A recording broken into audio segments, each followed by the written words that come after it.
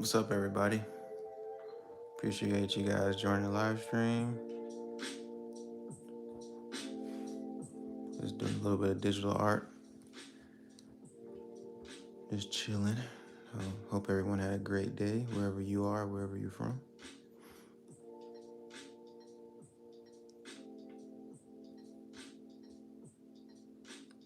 Yes, ma'am, I am. So I think so. I don't know. that's for you guys to decide. I enjoy doing art, but being an artist is subjective. Nice, Taylor. Nice to know. What's your favorite art medium? Like, what do you like to do? Subject matter?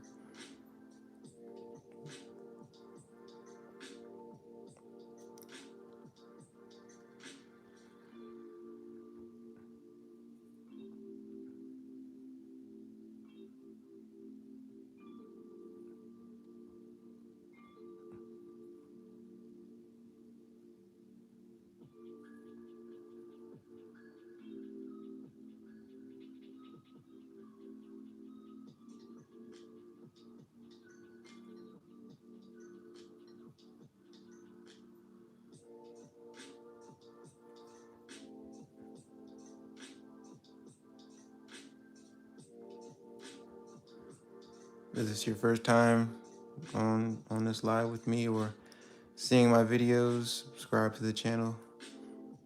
I do lives more frequently. I never used to go live because it's like super nervous to do it, but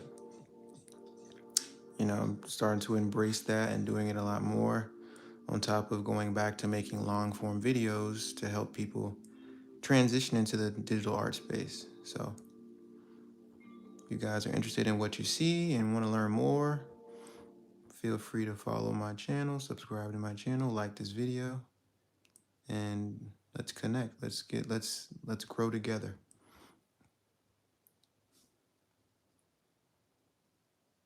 Thank you for the support. I really appreciate it.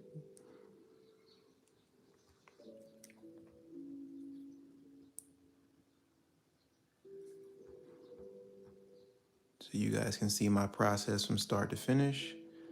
I'm going to outline my drawing. Did this drawing a while back. So this is the original sketch that I did. I actually made a video on my channel. It's a long form video of how I created this. And I, use color pencil, not color, I'm sorry, alcohol markers to color this image. But now I'm putting it in a digital space. So, I want to see what it looks like when I add some color to it in Procreate. So I just redrew it here. I had this image, but it looked kind of blurry. So I'm redoing it and putting it on here, doing this. So you kind of can see my process from start to finish.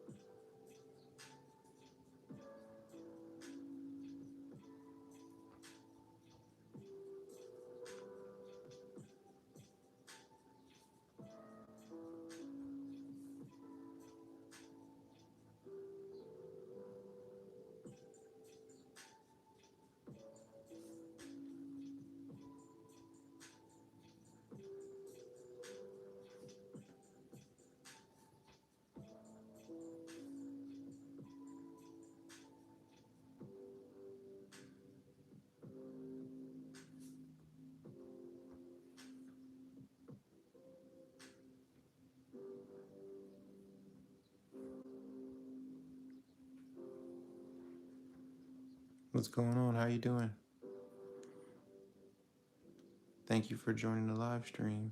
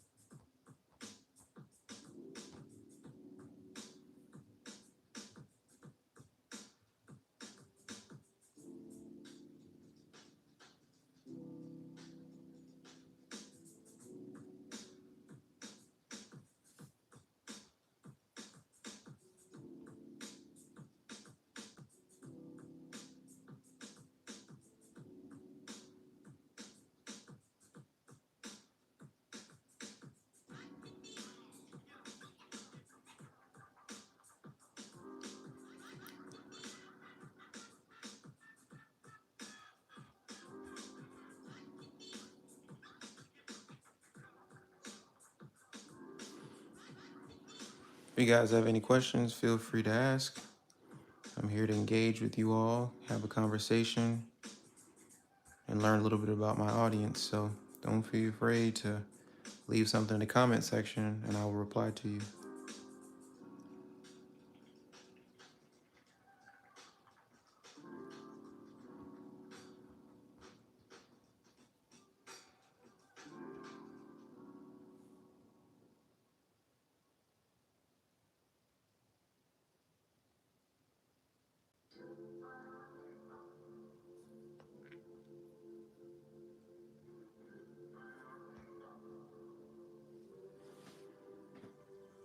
Make sure you guys like the stream.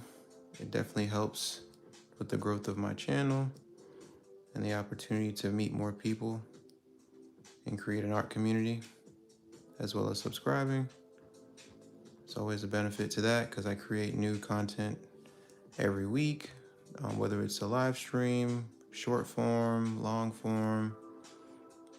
I try to do it all. My main objective here is to bridge the gap between digital and traditional art. I really enjoy digital art, but I do have a passion for traditional art. So that entails, you know, marker drawings, painting, sneaker customizations, um, anything that you can apply paint to, I'm for it. Um, but I also love digital art because it's so seamless. I can always go back and edit things, and I can turn this into something more than a digital piece. I can turn into a t-shirt, or I can make stickers, I can make a bookmark, something, a logo. So this is why I enjoy digital art, but traditional art is really where I started my love for it, or art in general. Um, but yeah, I mean, if you guys have any questions pertaining to what I do, how often I've drawn, or anything, just feel free to comment below and um, we can engage in that way.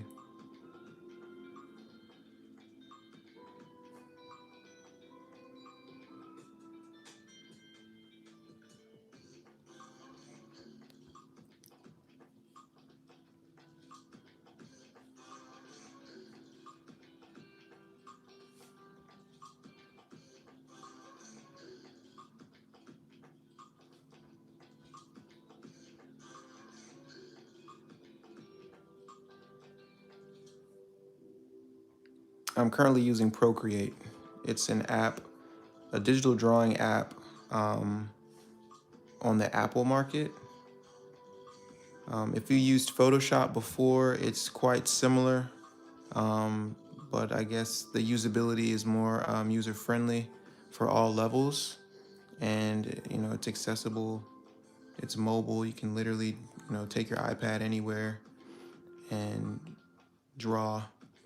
Whereas with Photoshop, you need a computer, you may need a tablet and a stylus, and this is at the tip of your, well, you have it at the ready. It's at the tip of your hand, and you can draw whenever you want to.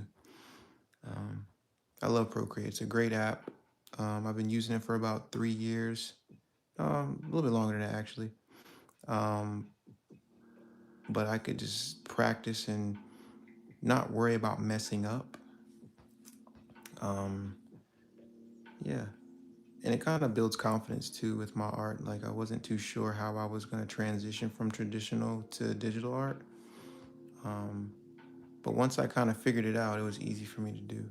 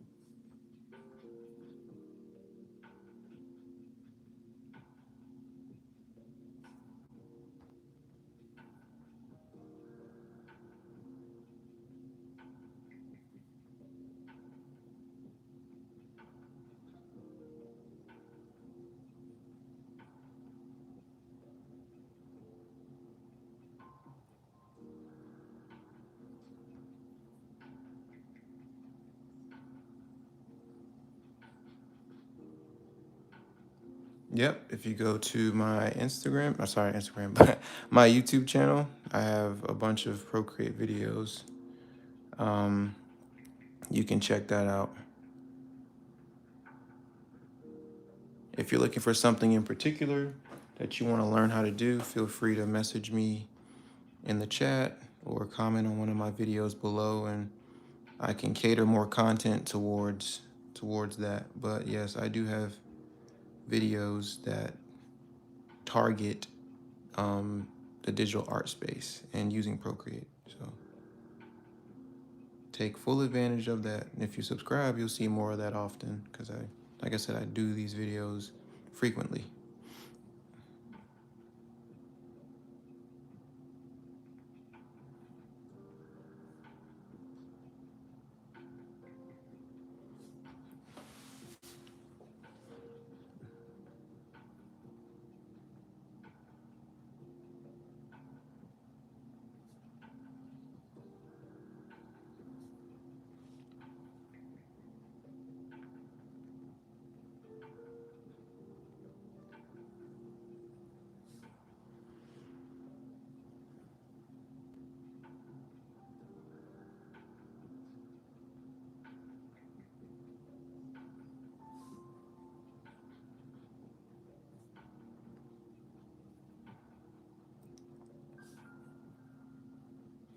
No problem, man. Anytime. Thank you for stopping by. I appreciate it.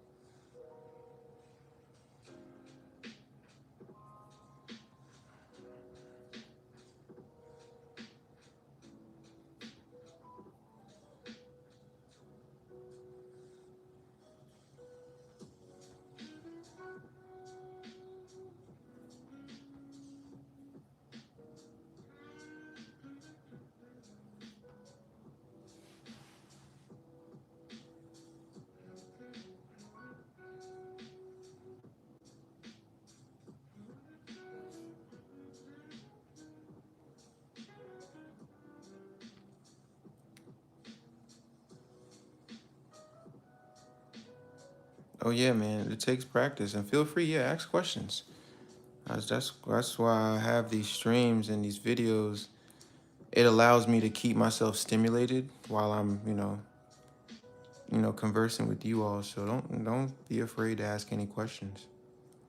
And yeah, drawing on an iPad is next level. You know what I'm saying? It really challenges you because one, it's a learning curve. Because if you haven't used digital tablets before or tablets in general to draw, it's going to be a little challenging. But once you get the hang of it, it's a lot easier than you think.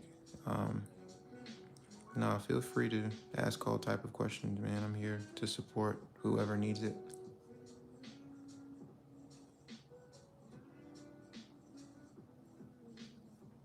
Man, here we go.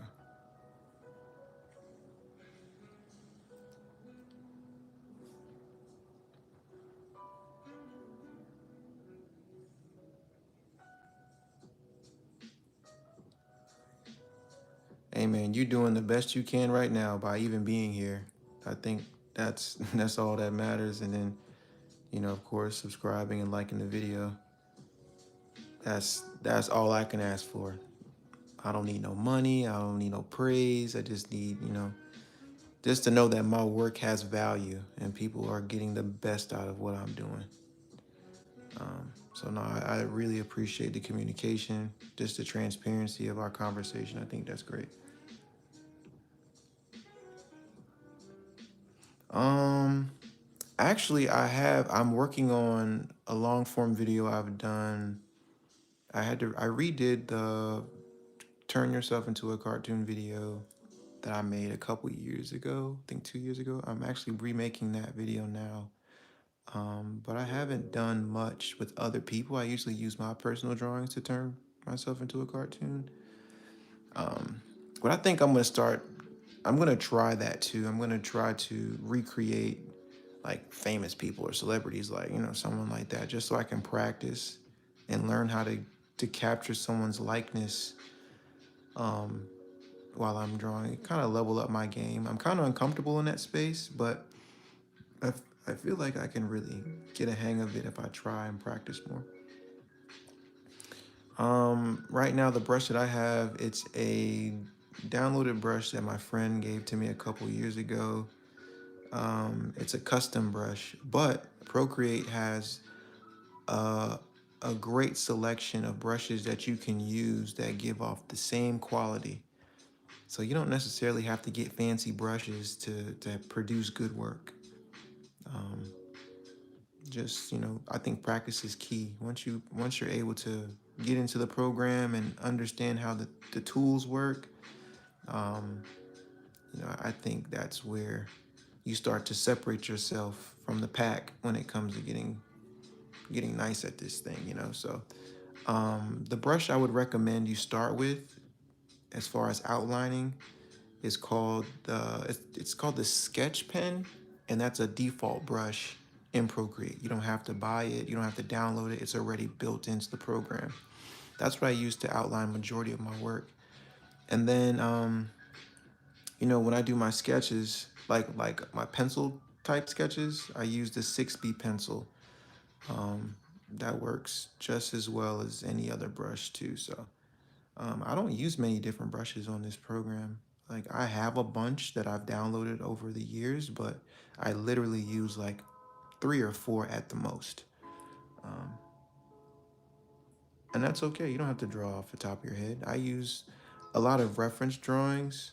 Um, I get inspiration from Pinterest, and I develop my own style. So, it's okay to drawing from your imagination is hard. It's not easy. Um, So don't feel like you have to do that right away. I think once you start to develop your own sense of style, that's going to change, and you'll be able to really create your own style of work.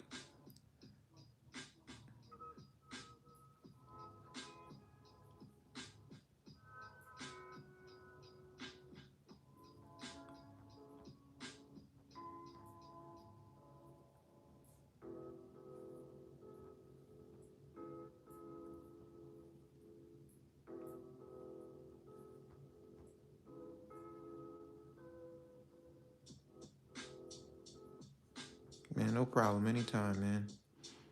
I'm here to encourage and inspire people the best way I can. You know, this stuff takes time. It's not easy. Not easy at all.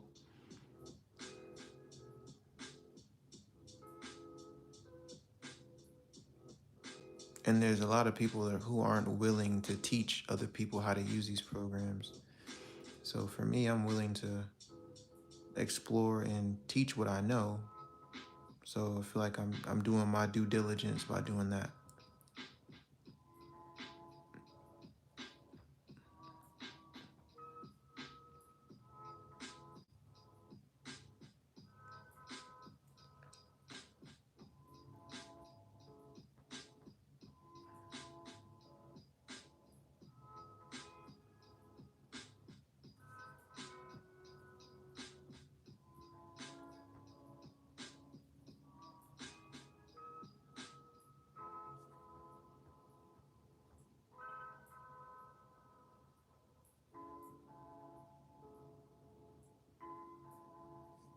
What's going on, man? How you doing? Glad to see you back.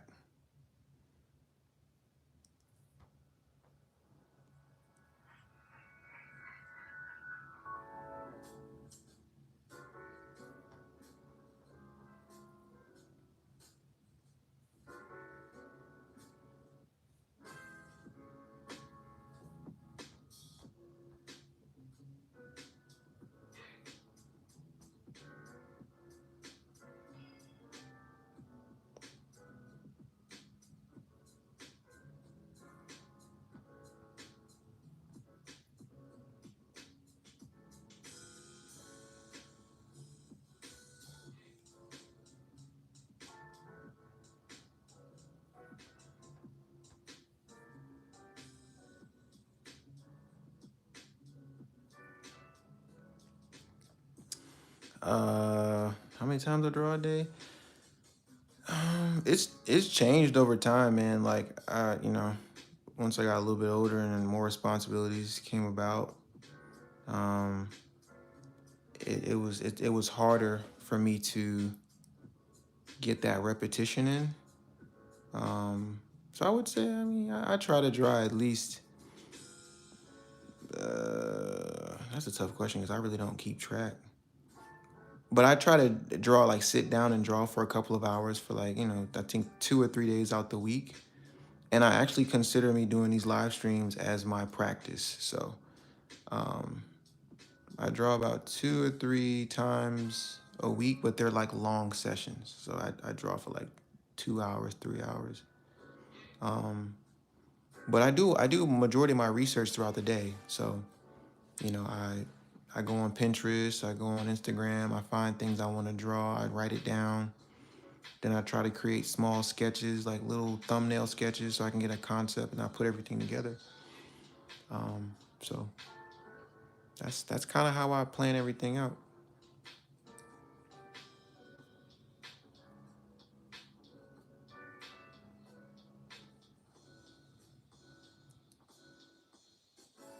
You on the road? You drive trucks, man? Not me. You drive trucks, bro? You on the road, man? I know that's. Or I don't know if you drive trucks, but you could be. You know what I'm saying? You say you ride. I'm on the road at work. What are you doing? Right now, I'm doing some digital work, man. I have a picture that I created, I want to say last year. I did a video with this, and now I'm just putting it in Procreate, just doing a little bit of practice. Nothing too serious. I'm just making a character.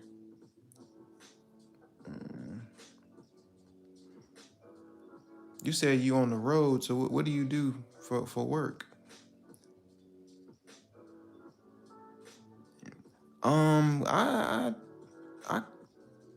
I haven't really tried animating my work. I do have Procreate Dream though. I do have that, and I've played with that a few times, but I ain't really jump into it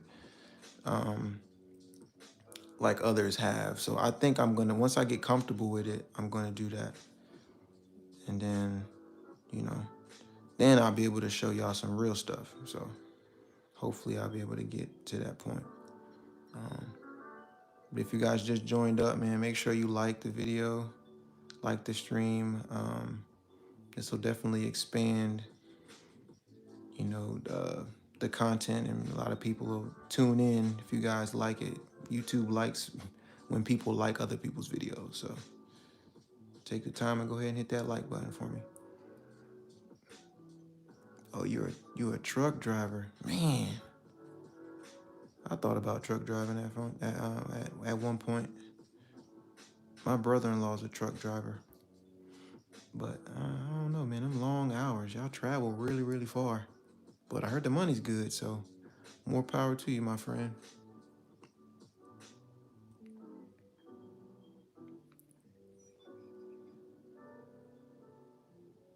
For references, I go to Pinterest. Pinterest is like my best friend. Like I go there all the time, and um, I find a bunch of pictures that I feel that I can use as inspiration. I don't necessarily copy what I see. A lot of people have this. not bad tendency, but they like to judge people off of, oh, you like to trace and I'm like, nah, I'm not copying or tracing anybody's stuff. I just use it as inspiration, and then I create my own version of it. So I use Pinterest. Um, Instagram is a very, very good tool for inspiration. You know, I follow a couple of artists that I look up to on Instagram, and they post things often. I'm like, oh, that's cool. They did this nice technique. Let me see if I could emulate that or try it in my own way. So doing that, that's always important. You know, just to use your references as inspiration.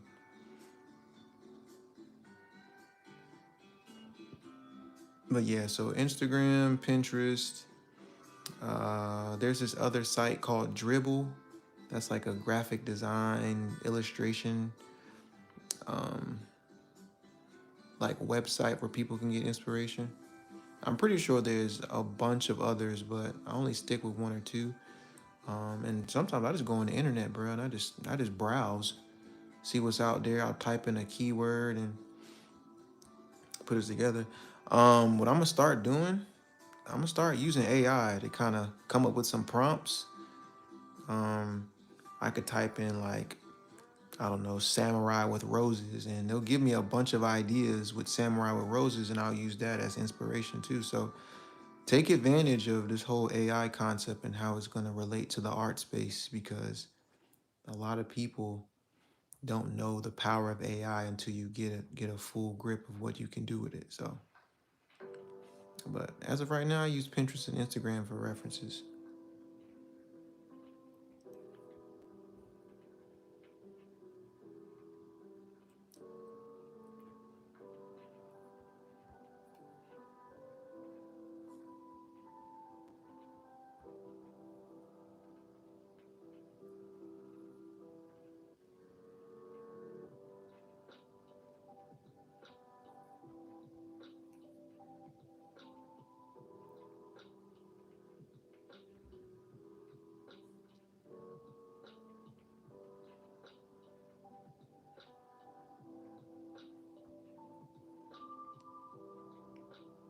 Hey KG, where you headed though? Like you said, you trucking. Like, what's your destination? What's your stops? Where you got to head out to? I got a friend who does trucking too. I think he had to go to Chicago a couple of weeks ago.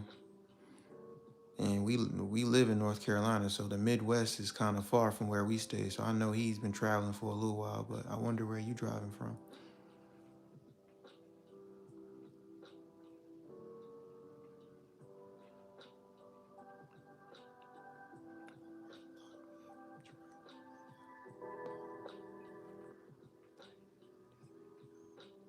Like Davy Jones' locker.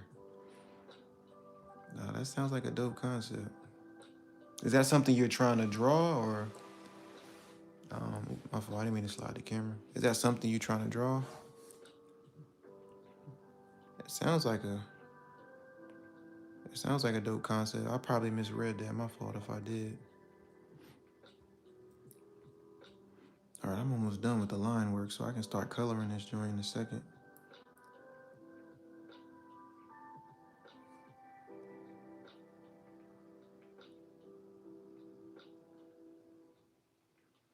Oh, so you're not driving too far. So you do a lot of trucking in Texas, so that's pretty dope. So you leave in Dallas and you're on your way to Waco, Texas, and then you going back to Austin, Texas. I ain't gonna lie, bro. I thought about moving to Dallas. Um, I heard there's a lot of opportunities out there. I'm trying to get into tech for real, like cybersecurity and networking. So them spaces, that though there's so many job opportunities out there that I'm trying to take advantage of. And yeah, Dallas is one of them. Austin. I have a coworker that works in Austin. Um, I don't know, man. I just feel like everything is better out there. But we'll see. I ain't trying to jump the gun too soon.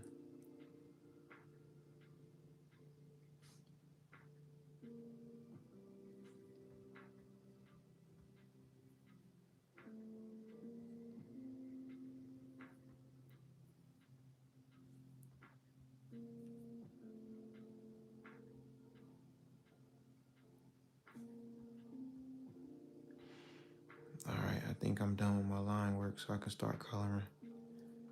All right, let me go ahead and turn this off. Turn this into a reference layer. Then I'm gonna do that, bring underneath.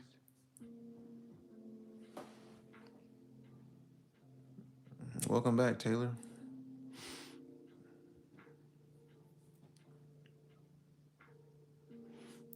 You came back just in time. I'm gonna start coloring this. So I'm gonna do a combination of two techniques. I'm gonna do some color dropping to make the process go a little faster, and then I'm gonna do some manual drawing to kind of get, you know, still have a variety of how I'm gonna get this done. I don't want to speed through the process, but at the same time, I do want to work smarter, not harder. If that makes sense. Come on, has this live been going on? Oh well, technically we've been live for 38 minutes right now, so you really haven't missed anything.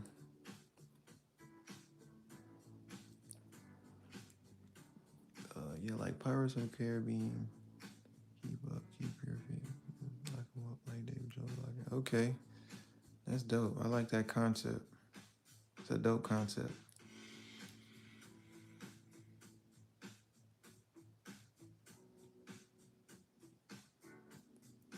If you guys just joined up, make sure you drop a like.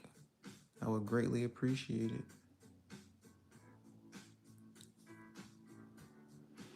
All right, so let's get started with this coloring.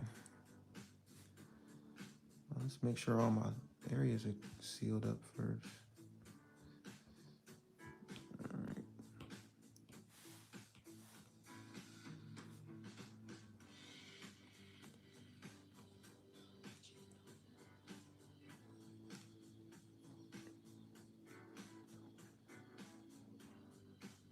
Oh yeah, man, you go out to Dallas, you be all right.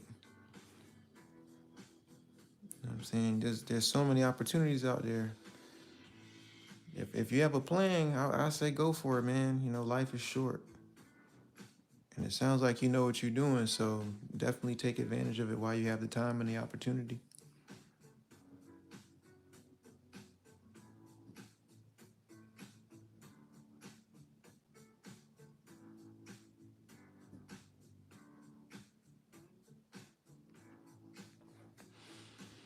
Yeah, man. Sometimes you gotta split your time in half. I know going into a career can be tough. Um, and having the time to commit to your passions can be hard. But I say if you're able to just set some time aside, I think you'll be all right. Because I'm kind of going through that too. Like this is why I jump on the live stream or I draw in my spare time so I can get them reps in, the practice I need to really get good at what I want to do.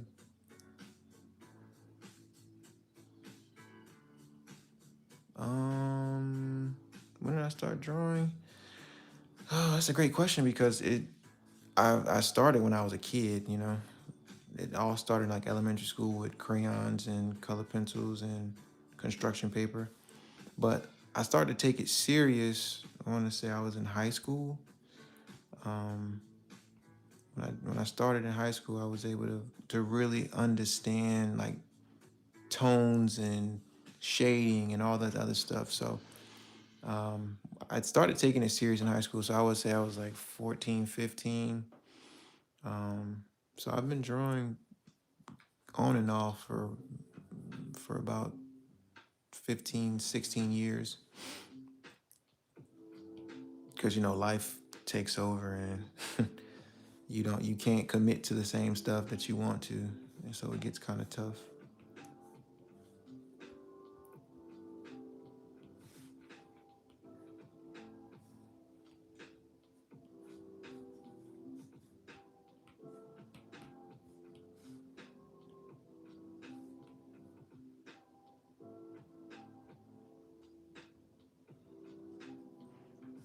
So right now I'm just trying to get my base colors down so it's easy for me to get to drawing. is an artist as well. A young one, she is 10 years old. Hey, they start young. Start young.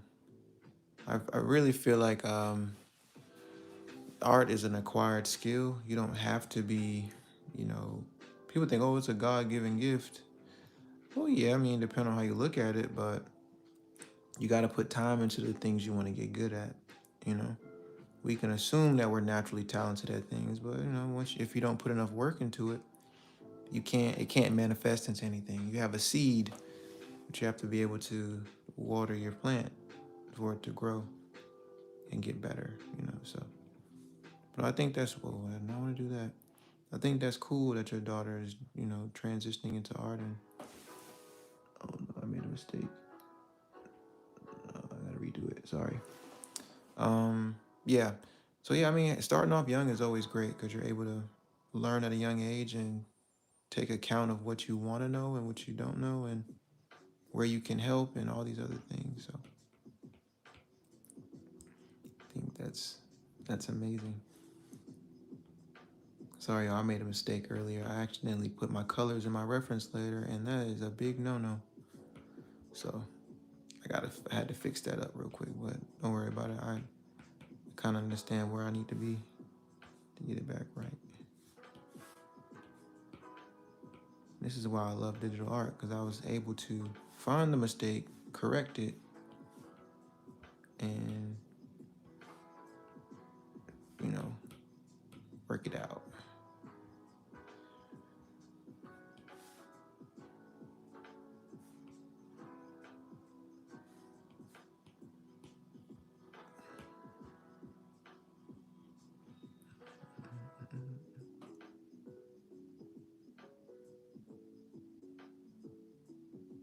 All right, thanks, Taylor. I appreciate the conversation. I'll see you soon.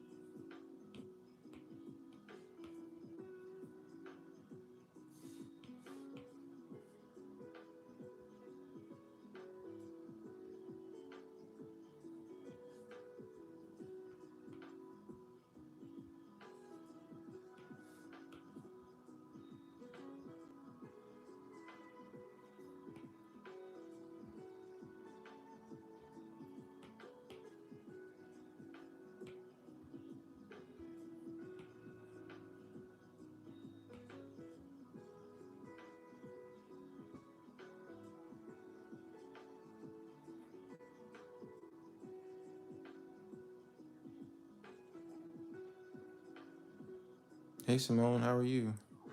Am I saying that right, Simone? I want to make sure I pronounce your name properly. Your mom told me that you're an artist.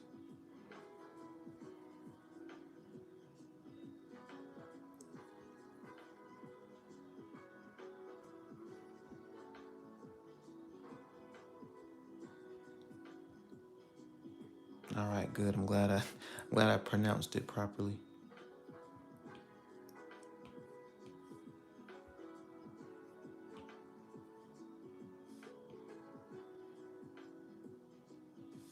Mm-hmm. She said you're a pro.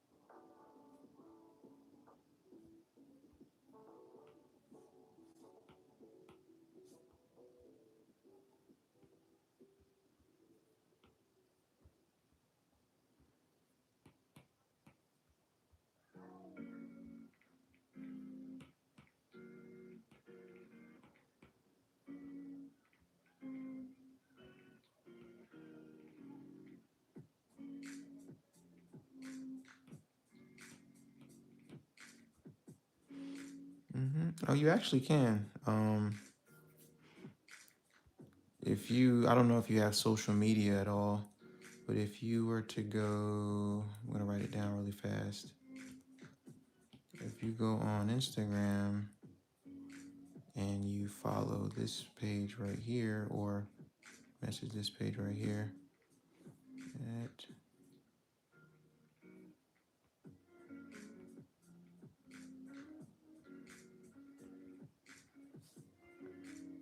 I think there's an underscore in there. If you send it to this Instagram page, I'll be able to see it.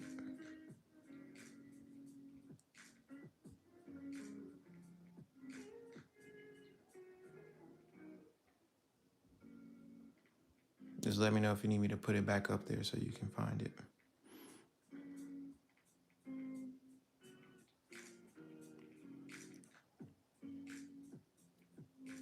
Or if you were to go to one of my current videos on my page and type your Instagram or your social media handle on one of my videos, I'll find it and then I'll connect with you and then we'll figure it out from there.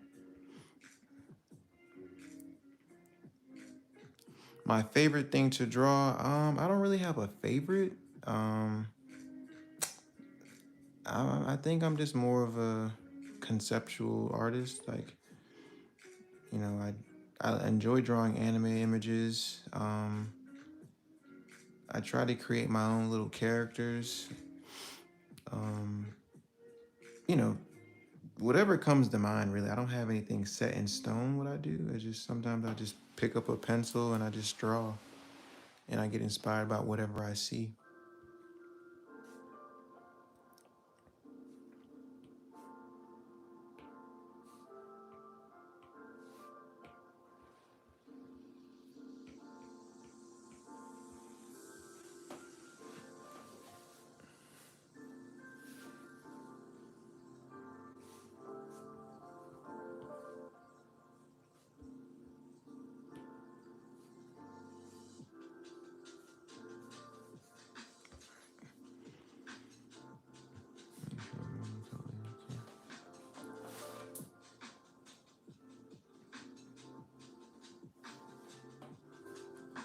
Oh wow, you have a pit bull. I have a lab, and my lab is not pregnant. I do not need puppies running around my house. But congratulations to you guys. I know that might be super exciting for you. I know it is.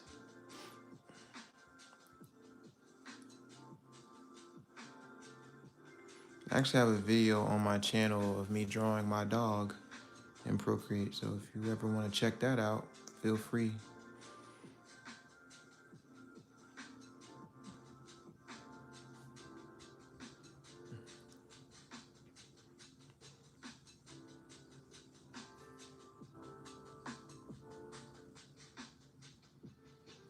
I will say this part is typically is the most tedious part because, you know, you're just literally drawing in each square or each section. But to speed up the process, I do the color fill. But sometimes the area is not completely closed off, so I can't speed through it. I can go back and close it, but um, it just creates more work. Okay, look at this. All right, let me go ahead and use color here.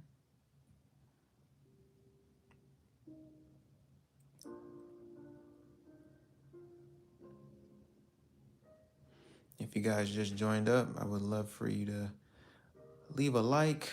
I greatly appreciate it. Let me write down here. Let me see about. Very cool.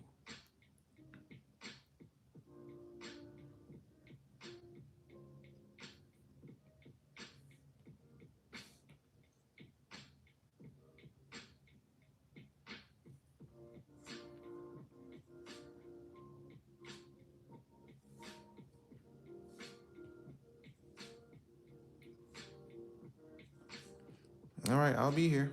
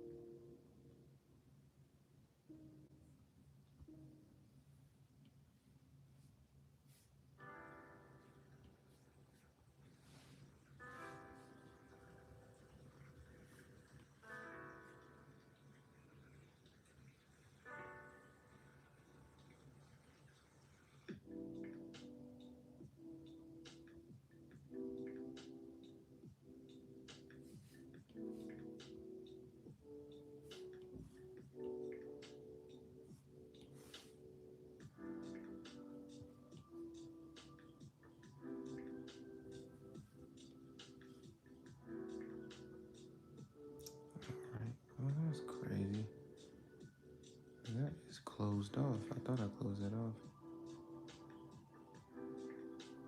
That's fine.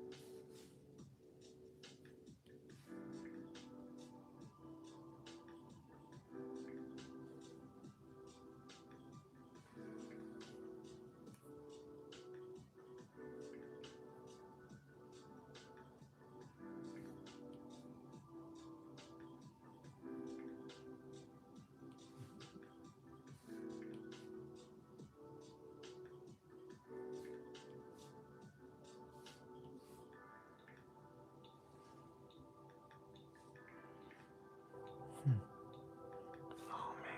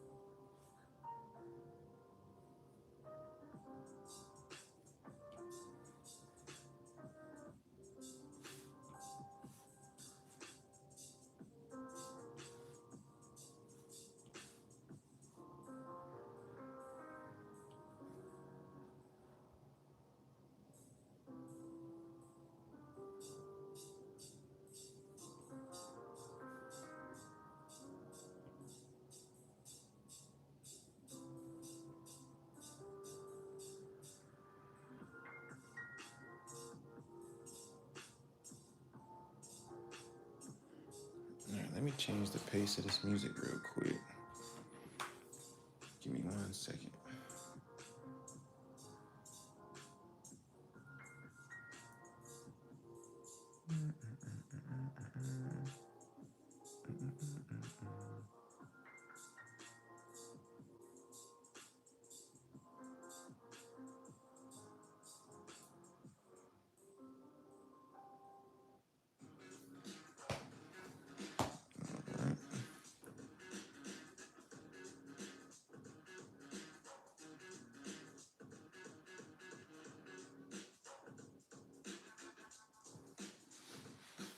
All right, let's see.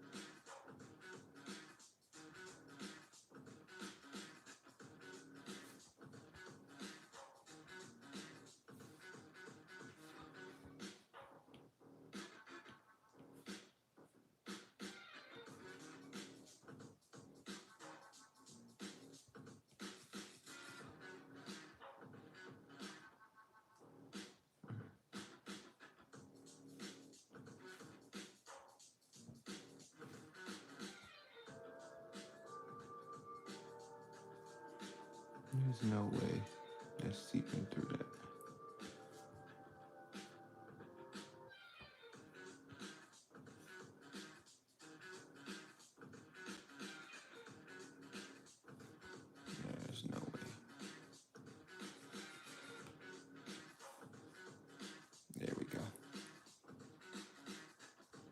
Thank you. I appreciate it. It took me a while to learn how to get to this point. I still have a long way to go. I don't think my art's perfect by any means. I don't think no one is, but um, getting to a point where you feel comfortable to show it, I think is the goal. So, um, yeah, you'll hopefully I get to see your art one day.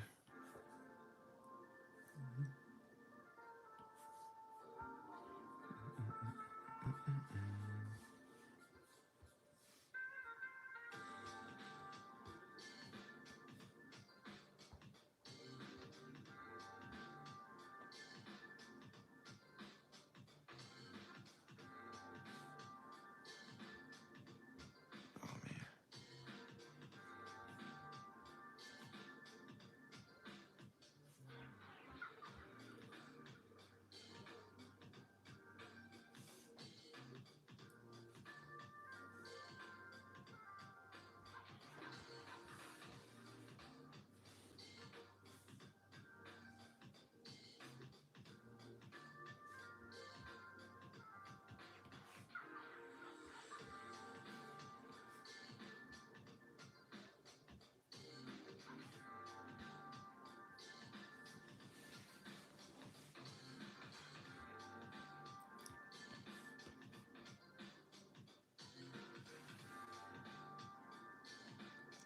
man. I didn't go to art school. I went to school for graphic design, um, which is not really the same, but I've always had a thing for art. So I kind of learned how to do a lot of this on my own and just developing my own form of research. But no, I didn't go to art school, and you don't have to go to art school to become an artist. It's something you can just pick up as you continue to do it. Um, but shout out to those who went to art school. I think it's pretty cool that if you've been before, but you don't really need it.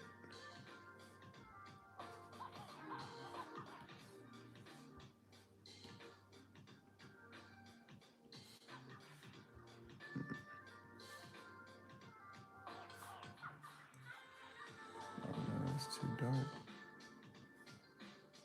It's a little better.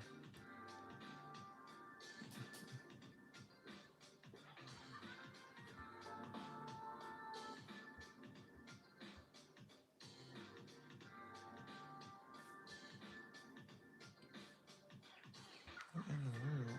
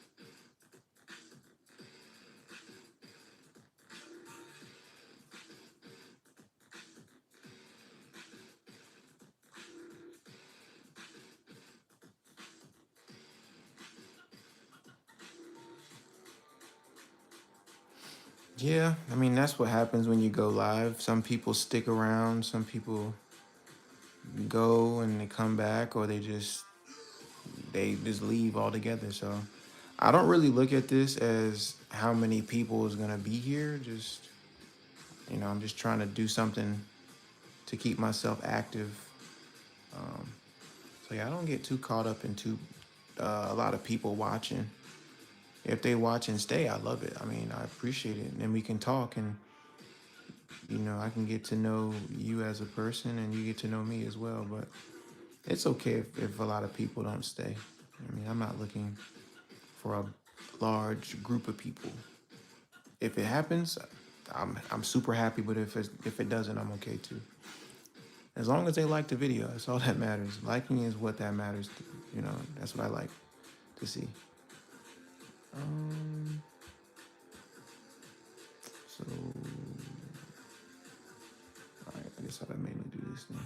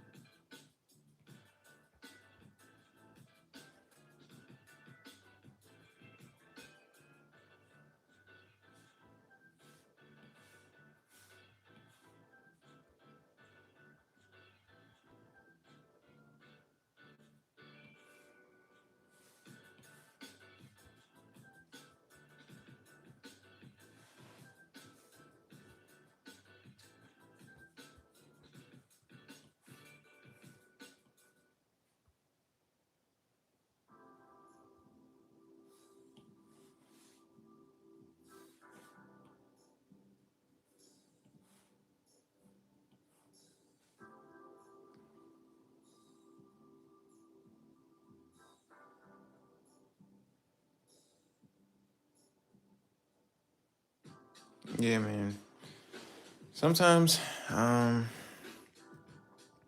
you just gotta take things in stride. Uh, I had to dedicate my own personal time to do this. It was hard to commit um, to the work like this. Uh, but I will say, man, and your journey is your journey, man. I mean, we all wish we can be in a situation until we have it.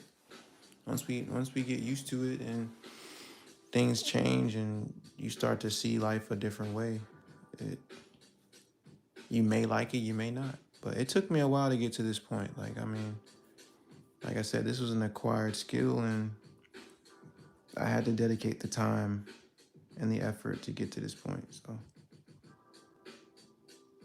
trust me.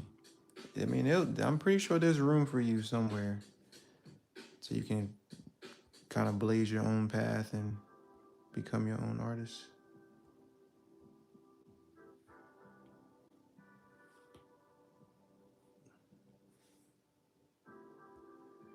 I don't like that at all. I don't like you do.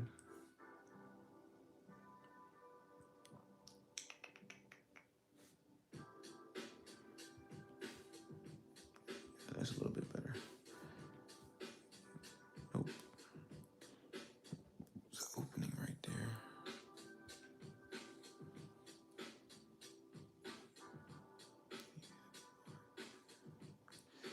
I actually don't have an art partner. I kind of run solo, and it's a little bit easier like that for me because there's no pressure and I don't have to live up to anything else, no other expectations but my own. So, but I think it's good to have someone you can draw with, someone to hold you accountable to your growth. But no, I don't have an art partner.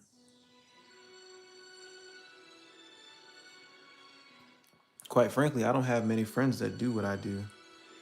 So it's kind of hard to find people you trust to do that stuff with you.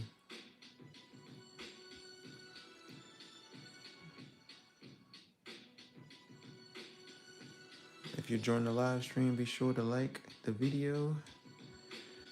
Um, I'm trying to turn one of my old images into something new, a new digital image. Um, this is very different from what I created before. I think it's a little bit better. So if you stay long enough, you'll see the complete design.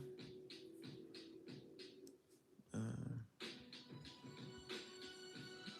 but there's a lot of like small components that I gotta work around to get to a good point. So be patient with me, and I'll get to the finish line soon.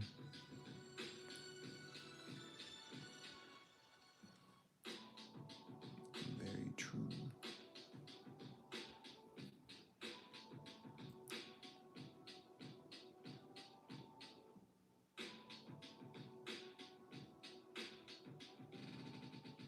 I'm sorry. You said very true. Oh, I'm assuming you're agreeing with me uh, finding people to support you as far as being an artist or having an art partner. I want to make sure I'm answering your questions or your comments. So I think I missed it. Sorry if I'm confusing people out there.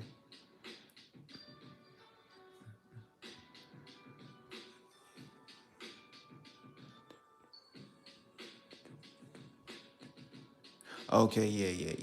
Cool. Yeah, I don't have a lot of friends that are into the things that I do, which is kind of interesting and fun at the same time because there's no pressure to live up to anyone else's expectations. Um, I kind of, I'm the captain of my own ship, so there's no pressure. So I enjoy that part of being an artist, at least for the things that I do. Um,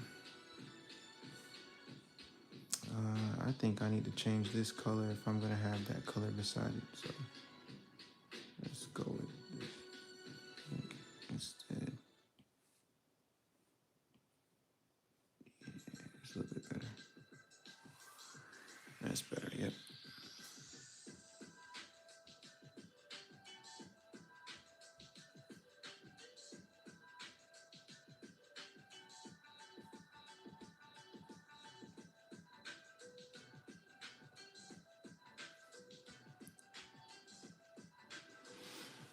I say I've been drawing for about 16 years, on and off. Um, I was doing a lot of traditional work, um, with pen and pencil, pen and paper, and then like color pencils and acrylic and pastels and watercolor. I've tried everything, and then I kind of fell into the digital space. Um, so I've been doing digital art for about 8 years, I would say. So yeah, 2016, that's when I started. So 2016, 2024, if my math right, it's a little bit more. No, 6, 4, yeah, 8 years. Um, Roughly 8 years. So it's relaxing, perfect. That's what I want. See, I'm not trying to talk too much because I want you guys to enjoy it. And I know my voice can kind of be disruptive and loud. So, but I'm still here to answer questions. I'll just kind of I'll keep it quiet, not get too loud. But yes, Barbie, to answer your question, I've been drawing digitally for 8 years, and then traditional drawing for 16, on and off. Um, Let me see.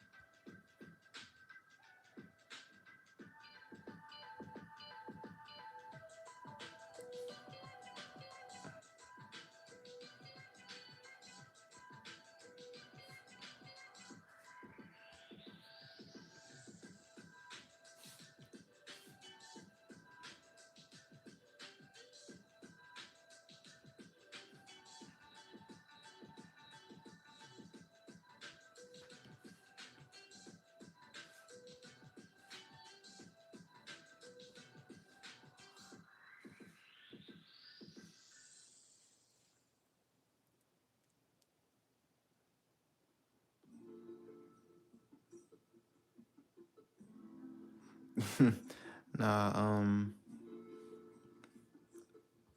it is a learning curve, from going from traditional to digital. And I think that's why I created this YouTube channel, to be honest, to bridge the gap between the two. Because a lot of people don't realize that they're they're just very similar. Because you can't do one without the other. Um, Once you learn how to use one, the other one tends to be more seamless. You have to still use the same drawing principles as pen and paper. Like, if you don't understand proportions and you don't understand color and all those things, and you jump into digital art, it's not gonna make sense anyway. Um, so I think it's good for people to learn it, learn the traditional way, like how we've been doing things for the longest, and then slowly migrate into the digital space. Um, I will say it's a lot easier to replicate stuff and make mistakes in the digital space because you're able to erase and not really worry, compared to your drawing traditionally. You have to go back and, oh, I messed this up, I might have to start all over. um, so yeah, there's advantages on both sides, but as long as you treat both, you know, with the integrity of being a strong artist and understanding where you need to grow and perfect the craft, then I think you'll be all right. Yeah, it is hard though. I'm not gonna lie. I'm not gonna sit there and say, "Oh yeah, no, it's easy to be a digital artist." Nah, this stuff takes time and patience, and you know, just being patient all around is the real reward.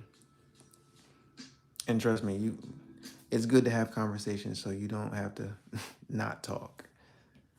Um, I'm pretty sure everyone else is able to enjoy this experience without, feeling that way. So I do want to open up this space for dialogue. So don't ever feel like, you know, your questions don't matter or your comments aren't heard, because I'm paying attention to everything.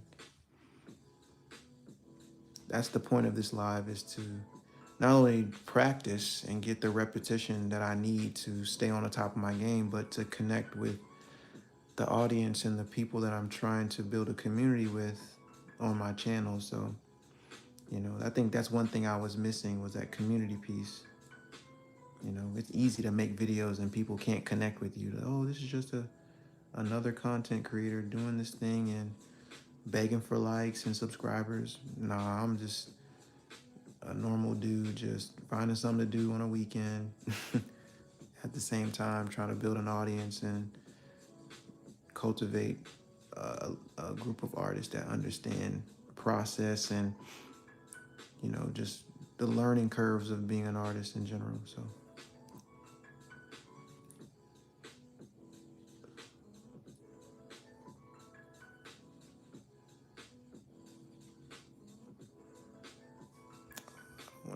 I want to do that. Yeah, okay.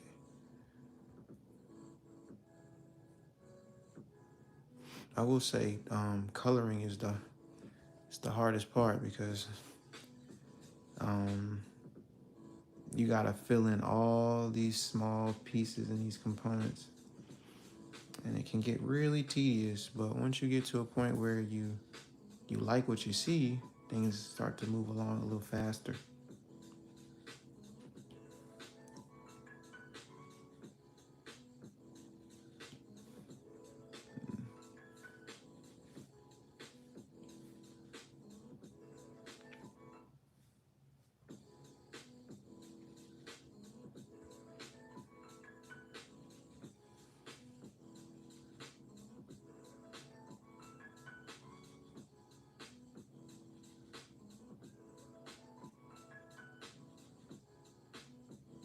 Mm-hmm.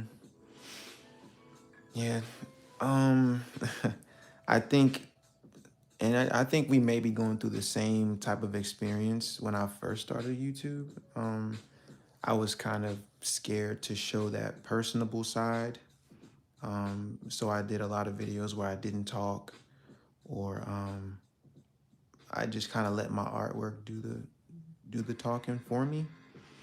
Um, and sometimes that can create a disconnect because some people aren't able to ask those questions and be a part of the experience.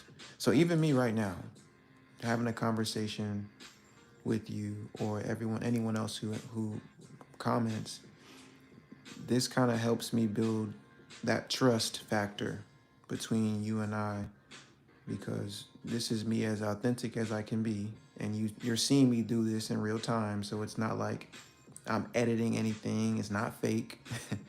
So I think when you do that, you're able to build that trust with the people that follow you, and it kind of gives you the confidence to keep going, because I didn't know where this was going to go. I was kind of confused and stuck, and you know, once I kind of got out of that phase, I was able to really buckle down and draw the way I want to and respond the way I want to and not feel so nervous to reply or answer people's questions and everything in between. Am I doing this right? Nope, I'm doing this absolutely wrong. Take this and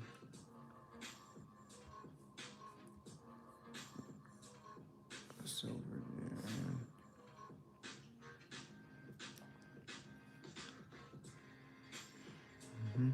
If you're just joining, thank you for stopping by. I know it may be late on the East Coast, so I appreciate you stopping by. If you like what you see, like the video, or like the stream, I'll greatly appreciate it. But no pressure. I don't pressure people to do that. I just want you guys to enjoy what's going on, ask questions, and go from there. If you want to see more videos like this, subscribe to my channel. I'm able to make videos more often now. Kind of found my confidence in going on live stream and, just putting myself out there a little bit more. So if you subscribe, you'll see my videos more often. I do long form and lives. I kind of stay away from shorts. Shorts are cool, but I feel like we live in a day and age where people like to, you know, brush over the process of doing it the right way. Um, we can blame TikTok for that. Nothing wrong with it. I miss the days where YouTube was as simple as, oh, I'm gonna watch a video and take my time and, you know, gather my thoughts and study it and really get good at it. Now everything is 15 seconds long. I'm like, well, how are you supposed to learn something in 15 seconds? You can't. Um, so I'm trying to focus on making live videos and long form videos. I know it's gonna take some time for my channel to grow because you know short form videos is where it's at. Everyone wants to do short form, and apparently YouTube loves short form content regardless of what it is. But me, I'm just trying to do it this way, so hopefully I can build a genuine audience and not just people looking for a quick turnaround.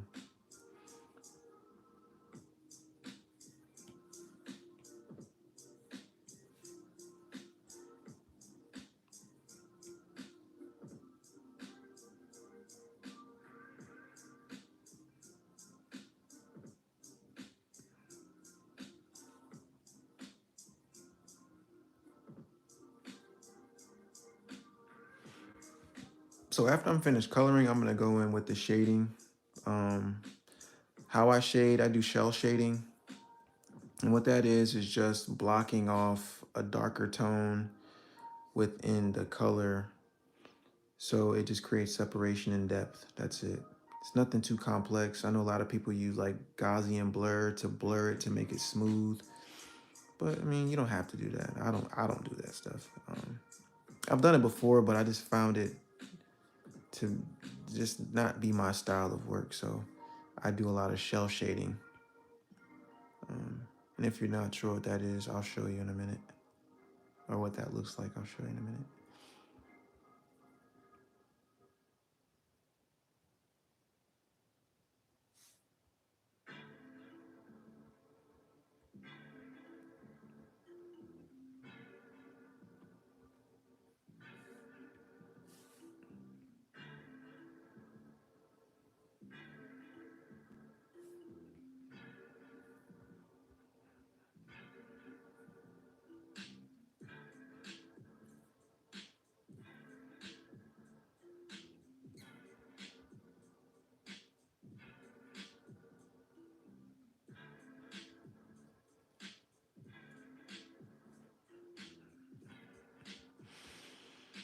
All right, I'm almost done, almost done, almost done, almost done.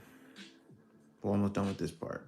I probably got another 30 minutes, 45 minutes to an hour until I can consider this piece complete. So, but we are done with the um what am I trying to say? We're done with the colors, like applying the color to the lines. This is how I double check to make sure that I filled in all of my colors. I would go to my background layer and cut it off. If it's gray or like it turns black, that means that color is still empty and I need to fill it. I know the nails have to be filled, so I mean, so now I can go in and tell like this part needs to be filled, that needs to be filled, that needs to be filled. So you can see that needs more work. So that's kind of how you double check to see if you've completed something or it has to go back and finish it. So what I'm gonna do is go in and oops, too hard. Go ahead and color this. Let me see this. I'm gonna go to my ink and then go to Studio Pen. It's gonna give me a cleaner closure look. Oh, I'm going to fix that. All right.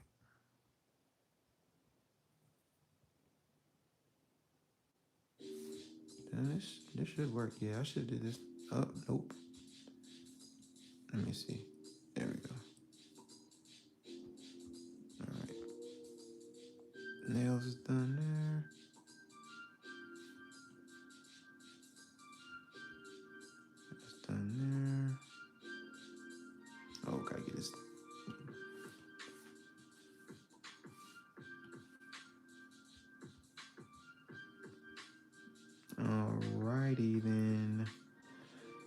So we're done with the coloring, so we can check that off our list. We can turn that back on. So now we're gonna focus on our shell shading. So what I'm gonna do here, I'm going to hit the plus, which gives me a new layer. Then I'm going to apply a clipping mask to keep everything within the coloring space. Then I'm going to go to multiply, turn the opacity down to 30%, and I'm gonna use the color black.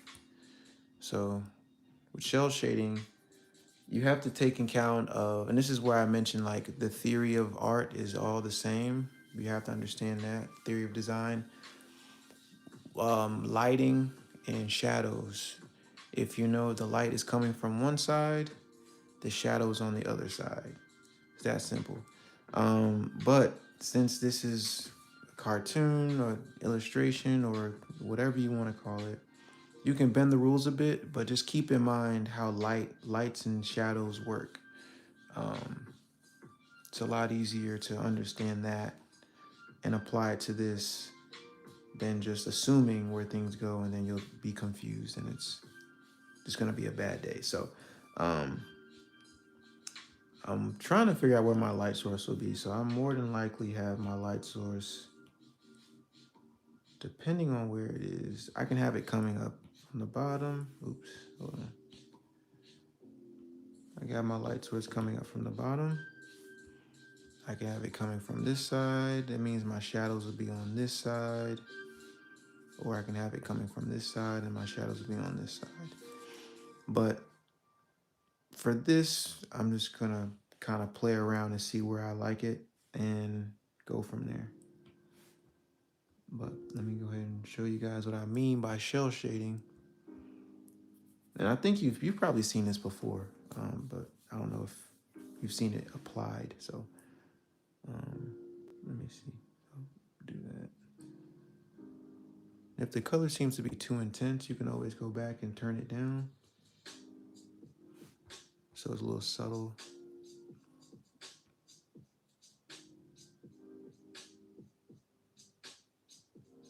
And what shell shading does is just gives your work some depth and range.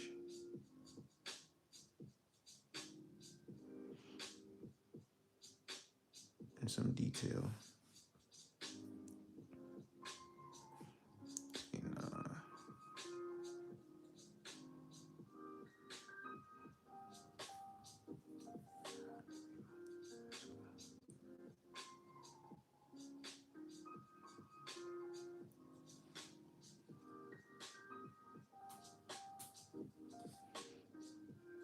I'm not done yet. I still have a little bit more to go. I have to add my my shadows, and then I have to do some lighting stuff, and then I'll be done. This is probably the more rigorous part because I have to be a little bit more intentional about where I put my work. Where I put my colors and the shadows and stuff. So I'm not done yet. It's gonna take a little bit longer. But I think once I get to a good stopping point, then I can hang it up. Because you can always go back and make changes, but you know, I don't want to spend so much time on this where I kind of lose you guys. It's gonna get kind of boring. So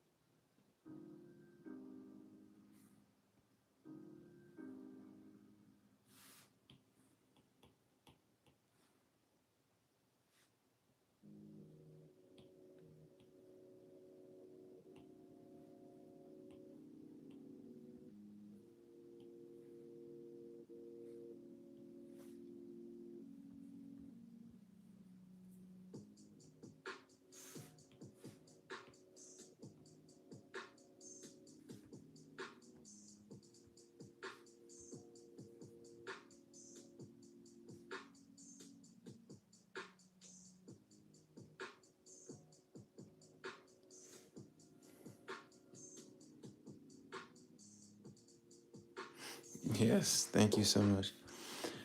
Yeah, I mean, it's rewarding to be to go through this. I think this is where it builds character because regardless of how long it takes, and trust me, I wish there was a faster way to do this, but once you kind of get a hang of it, it's second nature. And like I said, like I don't tap every single detail in this picture or anything like that. I kind of like take it as far as I'm willing to take it. Um, and say, okay, this is a good stopping point, like, because I can detail something all day, and change my mind and alter it up, but you want to get to a good stopping point because you don't want to tire yourself out and then you start to get lazy and then you start to, shortchange yourself and do a bunch of stuff that don't make sense. So I try to limit myself on the detail because I know I start to get numb to the experience and I just crash out and stop working. So I give myself a limit. If it looks detailed enough, then I run with it. But um, I still got to put in the work.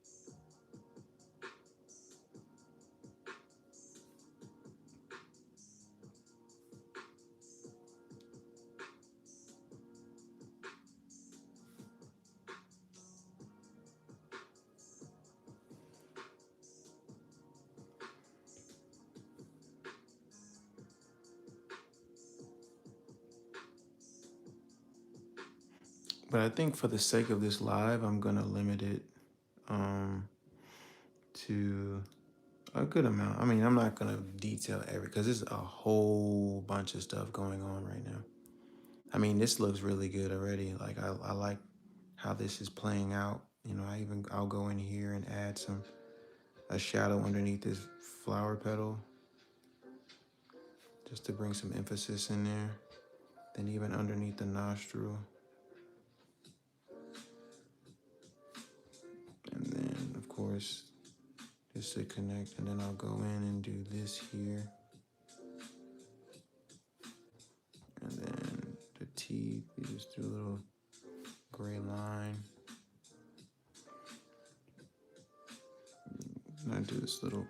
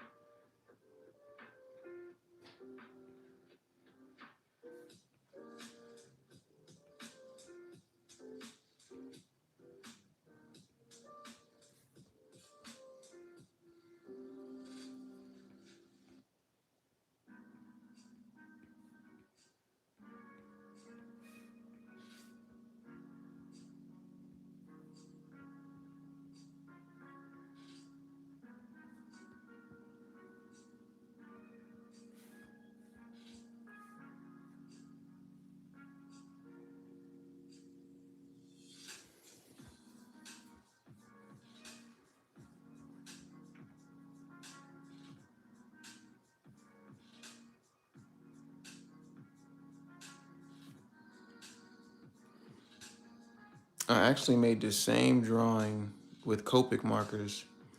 If you haven't seen that video yet on my channel, you should go check it out.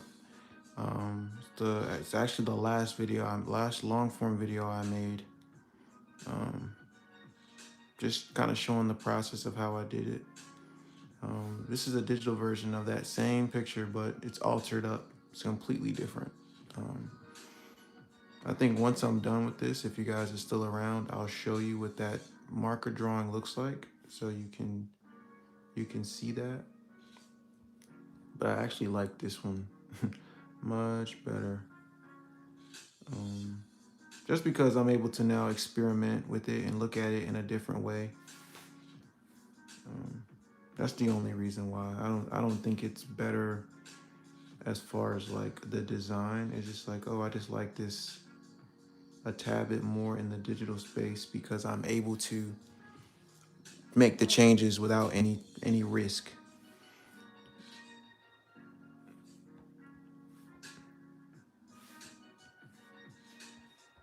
Oops, I did not mean to do that.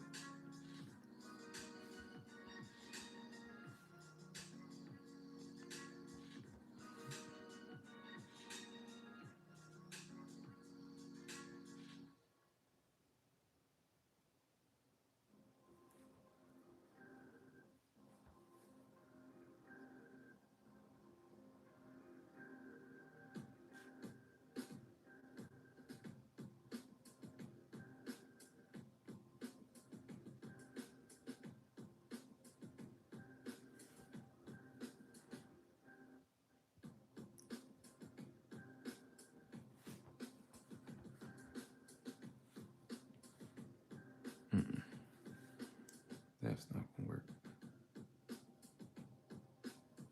Actually, it's supposed to be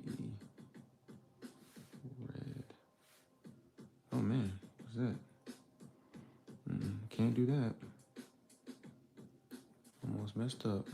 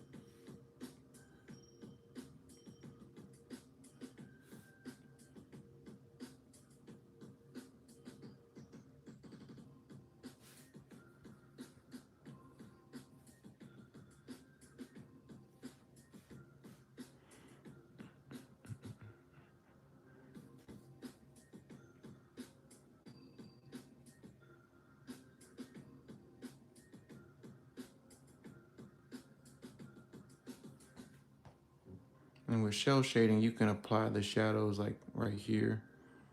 This is kind of like the sleeve is underneath the wrist part. It's kind of hard to explain, but if you envision it that way, then you'll understand the concept of shell shading.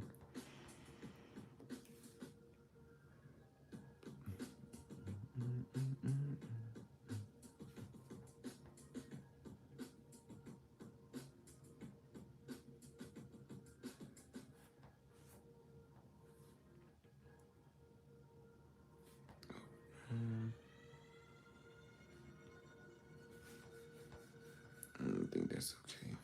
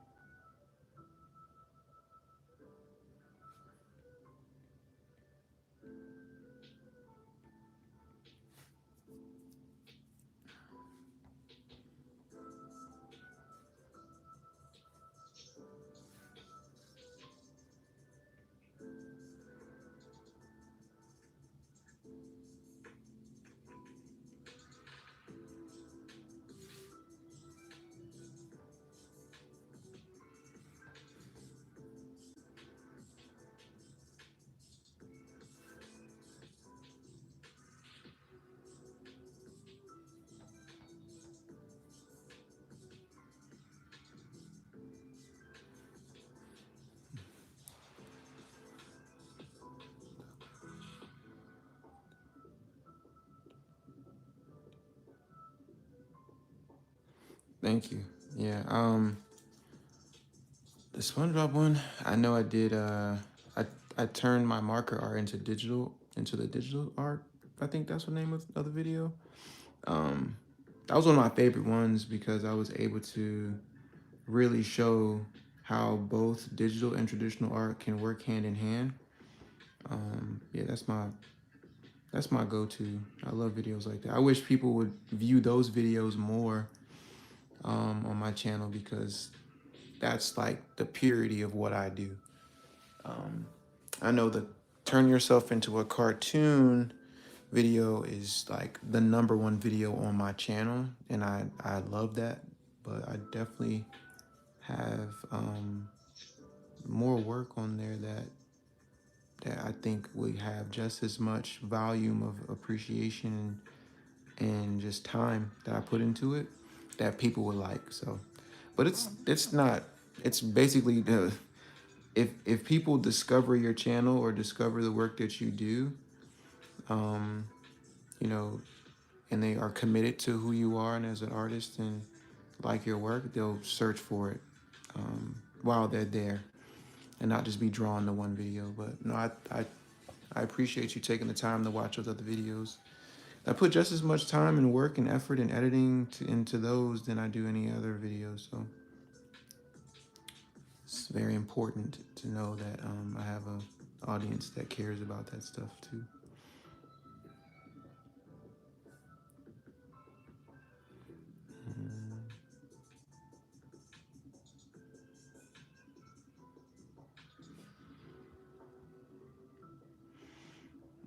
Oh man,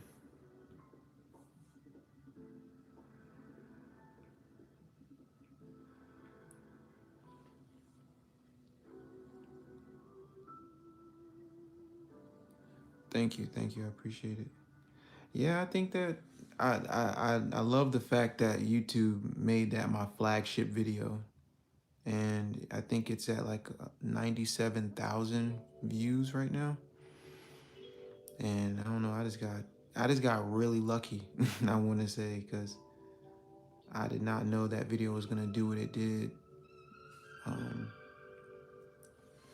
but I'm hoping and praying that the more videos that I make, people will watch them and YouTube will see as okay, this is a valuable video. Let's try to push it and see where it goes. And um, yeah, it's kind of what I'm hoping for moving forward.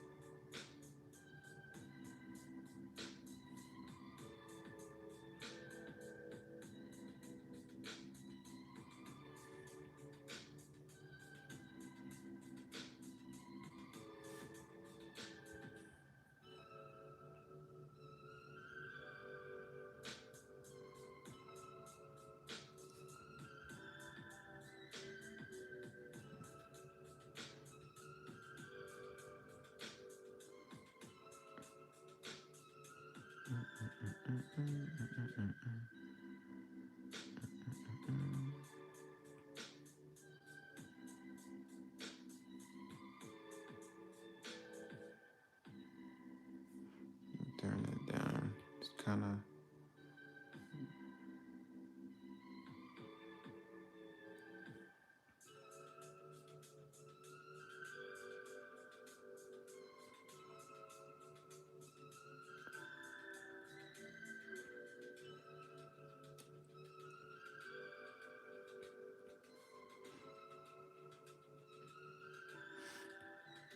I'm sorry if this music's kind of awkward. The reason why I'm playing this is because this is copyright free music that I pay for um, every month. So I thought I'd take advantage of it because I do want to play the music that I like to listen to, and I'm pretty sure some of you have probably heard a lot of the newest music, but To avoid any copyright strikes, I just play the copywritten free stuff.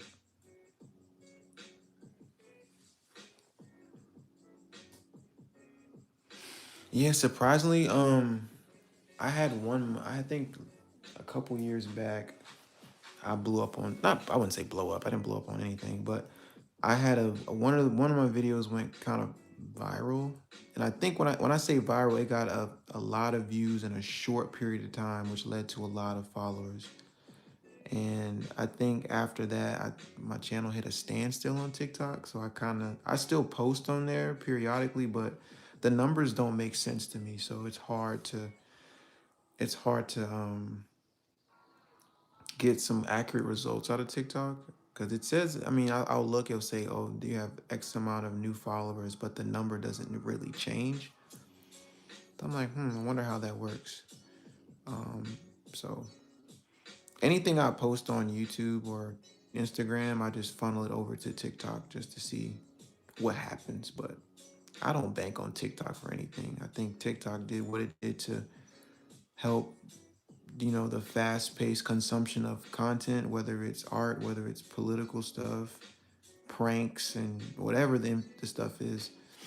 I think that's what TikTok did, which isn't necessarily a bad thing. It's just that I try not to embed too much of my time into it because I already know like I may not get the right results that I want. So I kind of shy away from it a bit. And I'm not monetized on TikTok, so if I can't, market myself in a way to create a source of income, I'm not gonna go for it. Whereas on YouTube, I am monetized, so that's a plus.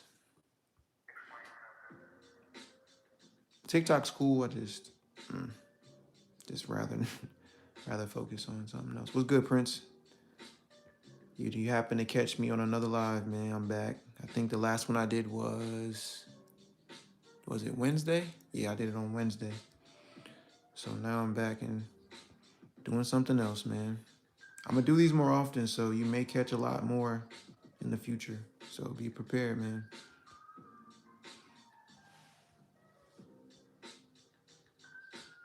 I'm glad you stopped by. Be sure to like the video. This will definitely push this type of content out further, so I can build a bigger audience, connect with a lot more people who are interested in just traditional digital art, any type of art in general. Um, we can build a community and talk about stuff and go from there. Once I figure out how to do like the split screen thing, I know it's kind of hard because I'm recording my live screen off my phone, but I have multiple cameras in my house and I have to set it up where I can stream where you can see me and then see my work. So you can put a face to the work that I do, Try to make it a little more personable.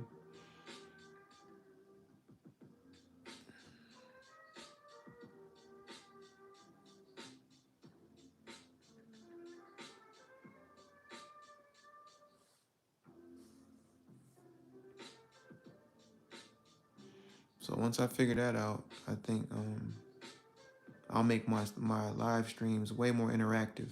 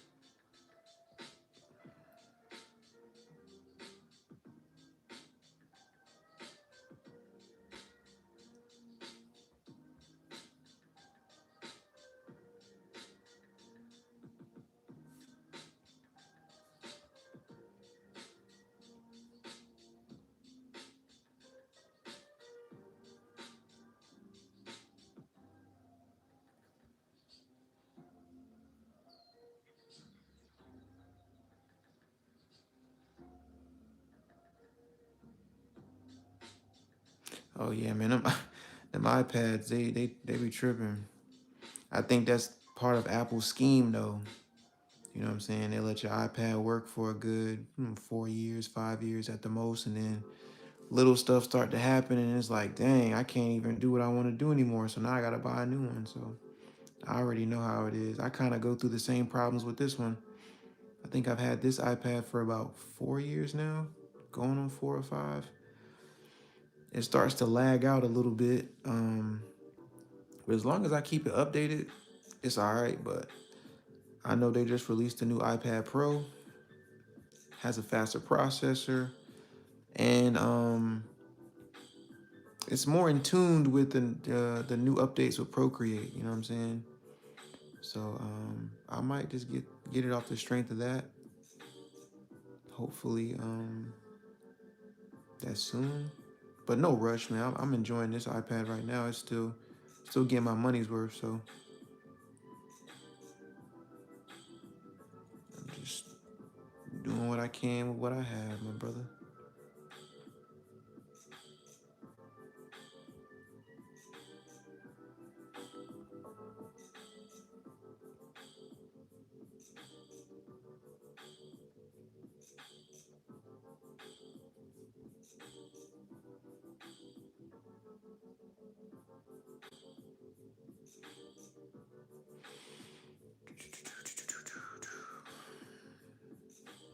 This is when I start to get sleepy because now it's real repetitive.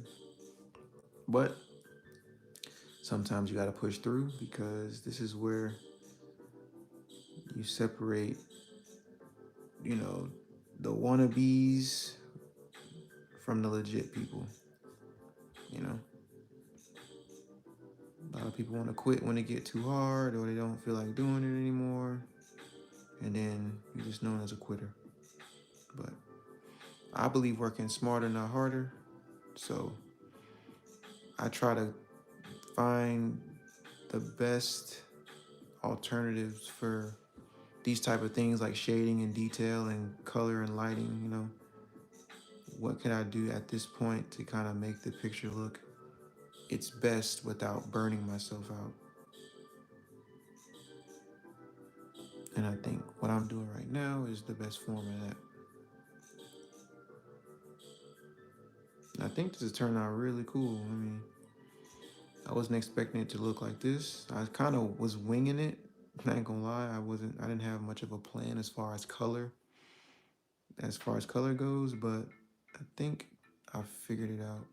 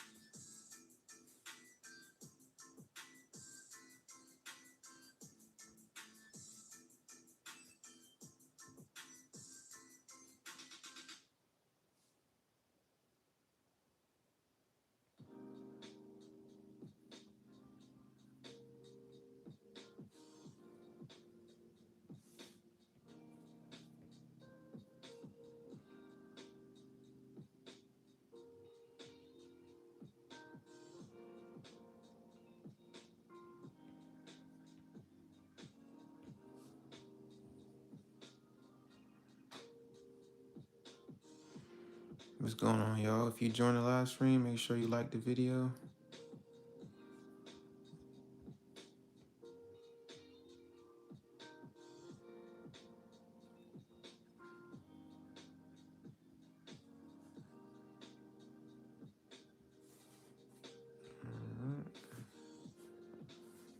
I keep doing that. I don't know why it does that, where I might want to drag it in here and it makes the whole image that color. I don't get it. Maybe because it's clipping mask and that's what happens, but kind of strange. But it's all good because I can go back and make those changes.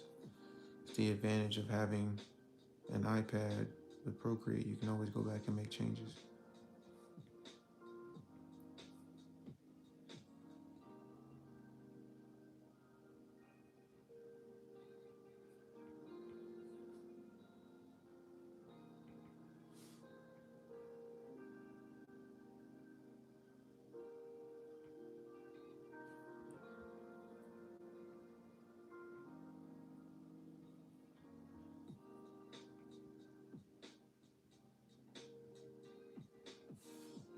Let's see if that happens. All right, cool. Doesn't do it with everyone, just a few.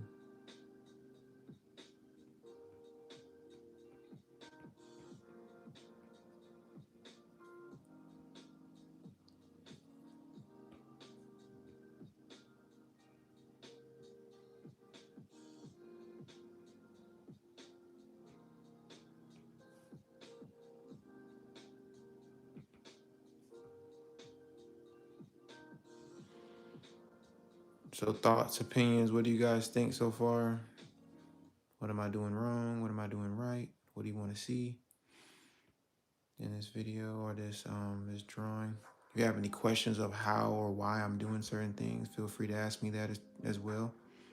Want to be able to talk to you guys and get some insight on how I can improve, or what can I help with from you guys' perspective. So let me know. You don't have to answer right now. You can wait, or you don't have to answer at all. Just trying to find ways to engage with everybody while I'm here.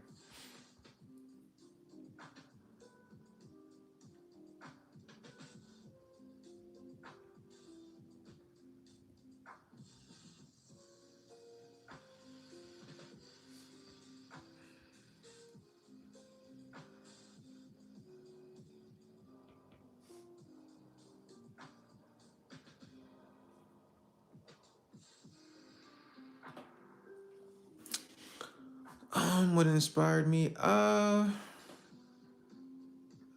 inspired me to do this video? This drawing was a great question. Honestly, and I'm gonna do a shameless plug here. If you go watch that first video that I have on my channel, it'll go into more detail of how I came up with this drawing. But to answer your question, I I go on Pinterest a lot for some inspiration, and I don't know, I just kind of looked up character or people, or it was like male models, like streetwear models, like when they're wearing like baggy clothes and big jackets and hats and shades and stuff like that.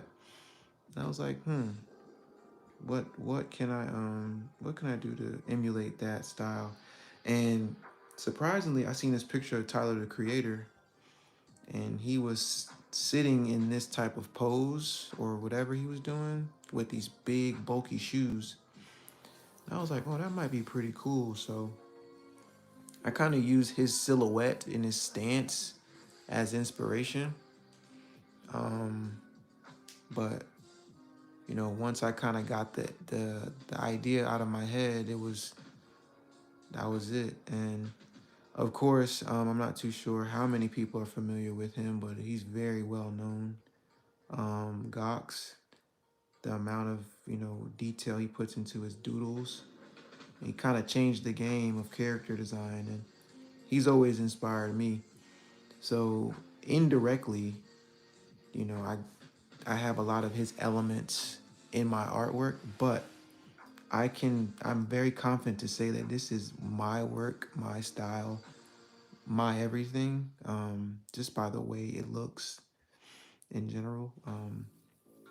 But yeah, that's kind of where I get my inspiration from. Like I said, I go on Pinterest a lot. I find images that resonate with my style and my form of art, and I kind of run with it. So to answer your question directly, it was like Tyler the Creator, streetwear model style, and a little bit of Gox. That's what inspired me to do this. And then I turned it into one of my own personal creations. So I do plan on turning this into something. What's the word I'm looking for? I want to turn this into like a T-shirt or a hoodie or something like that, like a quote, inspirational quote or something like that. I don't know. I don't know yet, but I'm definitely gonna use this in multiple ways because I feel like it's too good to sit on a screen. I want it to live in other spaces and promote it in another way, and hopefully encourage people to buy these things because I definitely want my art to live on and be passed down. So this is the best way for me to do it.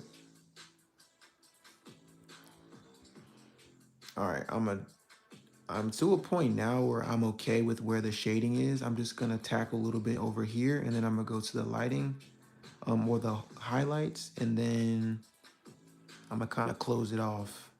I think we've been live for 132 minutes, which is roughly 2 hours. Um, Thank you guys for sticking around with me this long. I've seen there's a consistent number. It fluctuates between 5 and 6.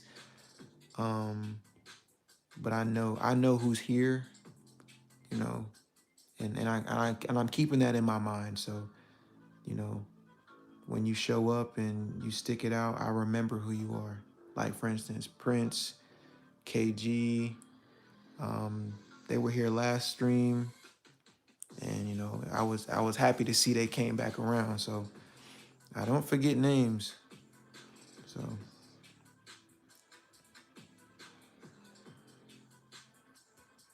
the more you show up for me, I'll definitely show up for y'all. And I'm a generous person too, so I might just send you guys some merch, some prints, something of what I make. Cause like I said, I'm trying to build a real community. I'm trying to do this the real way, the right way, and just encourage you guys to do your own thing as well. But I'm more than happy to guide you in the right direction until you're ready to do it on your own.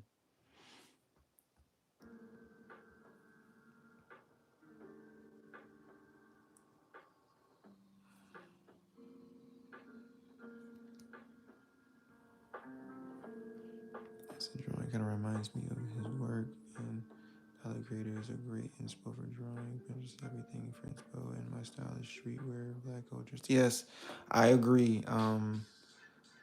Yeah, it does definitely emulate Gox's style, but like I said before, I feel very comfortable knowing that this is something that I made and I didn't copy him.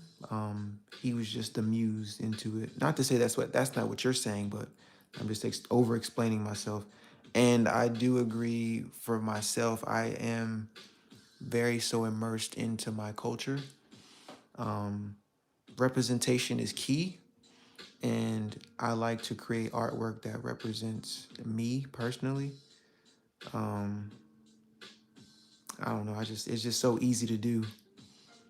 Um, but I also say that art is subjective, and I like to cater to all walks of life, all ethnicities, all backgrounds. Um, I don't try to favor one over the other in a sense. Well, I lied. I do favor my what I do over my culture over anything else because that's what I can relate to. But I also understand that everyone doesn't see what I see, and people view things in a different lens. So I keep that in account, just being very aware of it. Um, but I'm never shameful for drawing things that represent me and my culture. Can't be. We go through enough of that alone.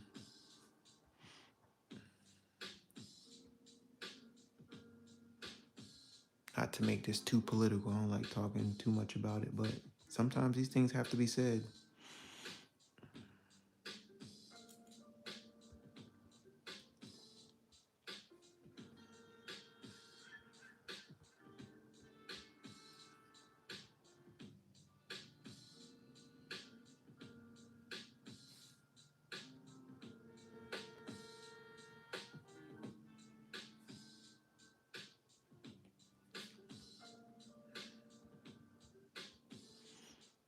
All right, people. We're getting close to switching over to the overlay. Um,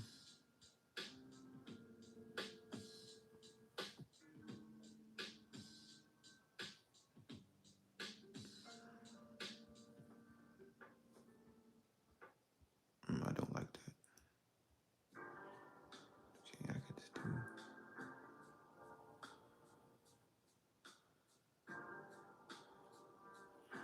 could do that, yeah. You do this. Make it more subtle.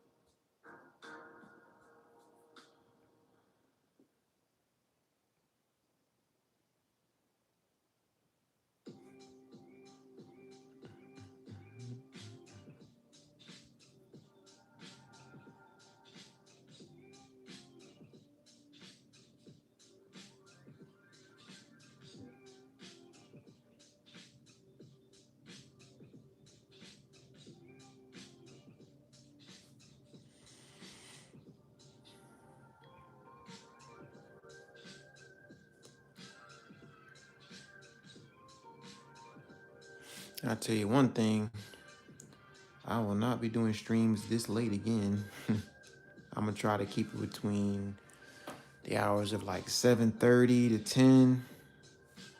'Cause I feel like I'm more productive when I'm in that time frame, whereas it's like 11:48 my time or Eastern time.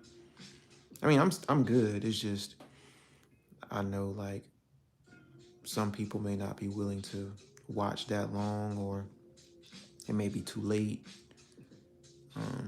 And I totally understand. And me personally, I'd rather be, you know, like laying down and trying to regroup. But like I said, I enjoy what I do. And when you enjoy what you do, you kind of overlook those things. So I'm gonna thug it out and get it done for y'all, man. I think it's important. And I do want to see this complete. So I think that's all the motivation I need.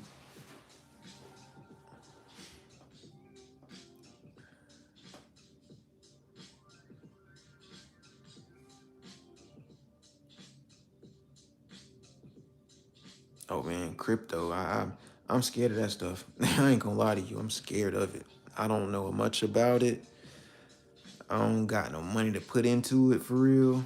Um, I got in. I got into the Bitcoin thing for like a few weeks when it was like popping, but I'm so disconnected from it. I can't even tell you what any of that stuff means, to be honest. But no, I think that's dope, man. People having, having that outlet is important. And I know you drive trucks, so you gotta be up kind of late.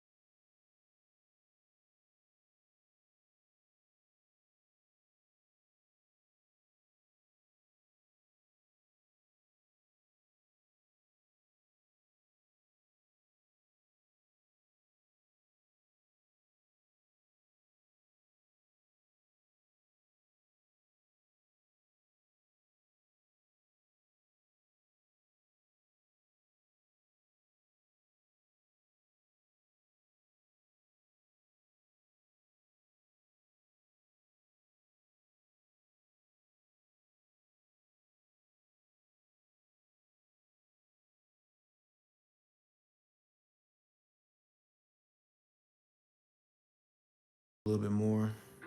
I feel like once I get the hang of it, I'll be all right. But I gotta stop being so scared and jump into it.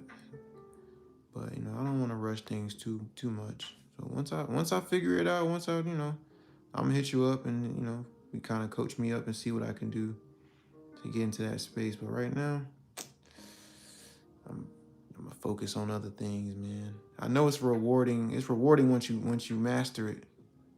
I know, and it can also be unpredictable, but that's his life. But yeah, man, that crypto stuff kind of scares me a bit, just a little bit, not too much.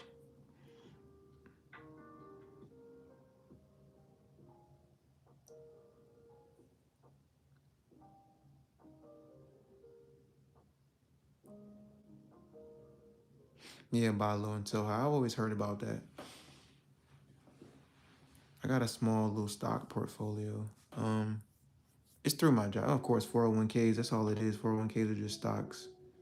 Um, but I invest on the side. So I kind of I've heard that before. Buy low and sell high. That's a whole nother career in itself to me. Like selling stocks and day trading and stuff like that.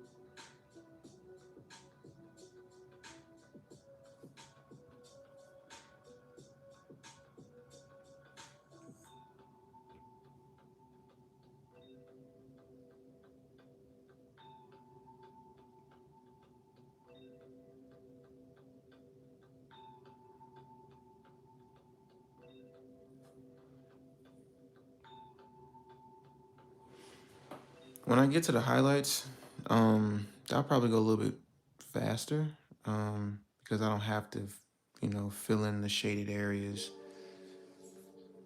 All right, cool, man. I appreciate it. Just let me know, and I kind of figure it out from there.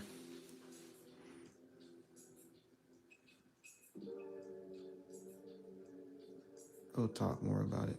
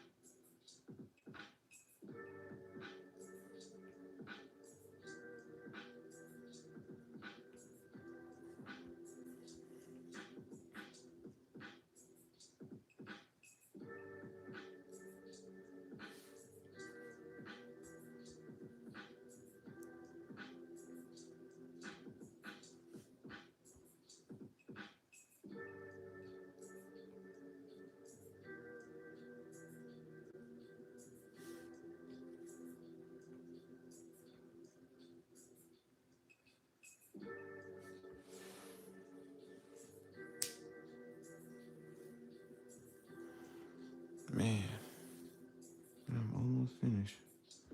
Taking forever, ain't gonna lie though. And I can already see like some imperfections I want to clean up so bad, but I gotta understand it's not always about that. Sometimes it's about getting through it. But I'll do that off camera. Like I said, I don't want to waste too much time.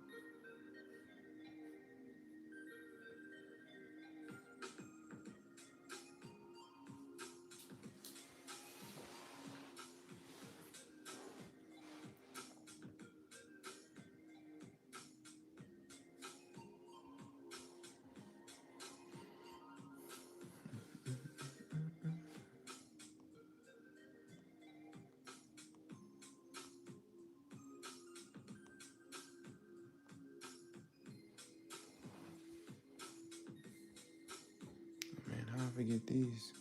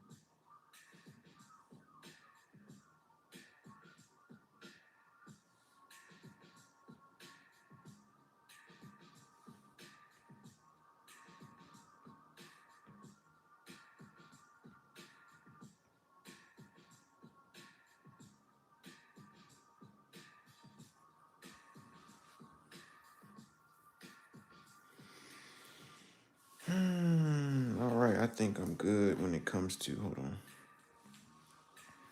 Gotta drop some color right in there. Damn, that's not what I wanted to do.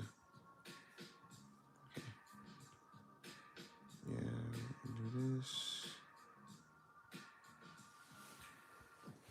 All right, I think I'm good on the detailing.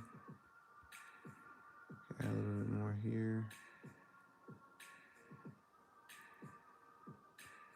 We're getting close to that end point.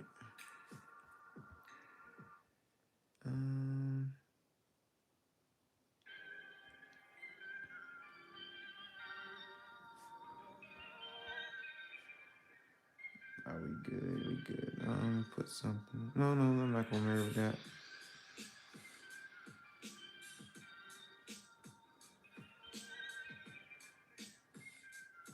Oh, I gotta get the socks.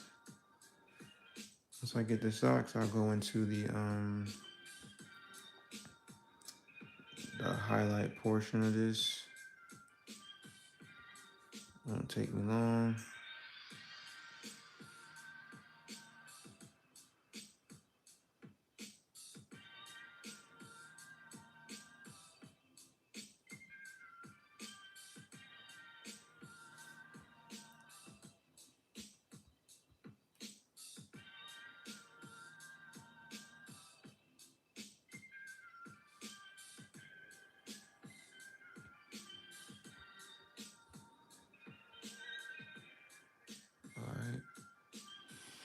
All right, so now that I've done all the shading, you can kind of see the difference, what a difference that makes from a flat drawing to a detailed drawing. It's like night and day, literally. So now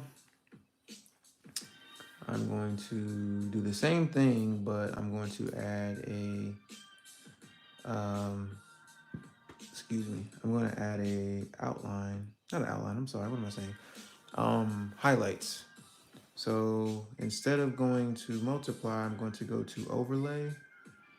I'm going to leave it at max capacity, and then I'm going to turn this black into white.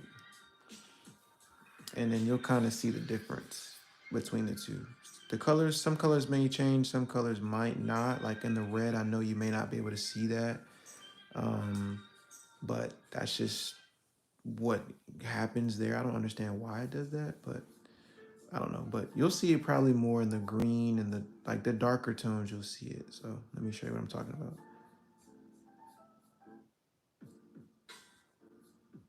So even though this, dang, I just deleted it by accident. Even though this is white, it's gonna turn like lime green as the highlight.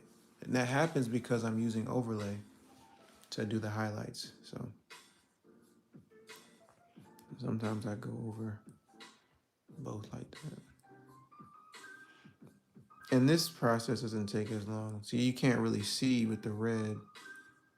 So what I'm gonna do a completely different layer with the red and work around that. But all the other colors, I'm gonna work in that same space. So like this blue.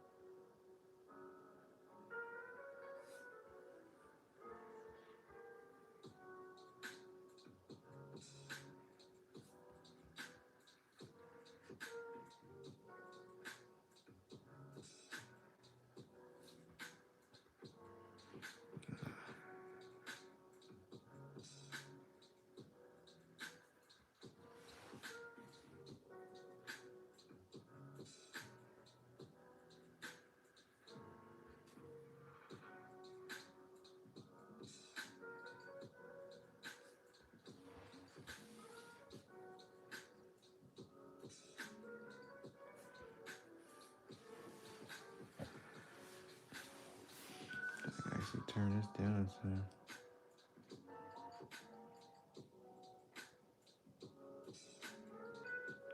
Yeah, I put it at 75.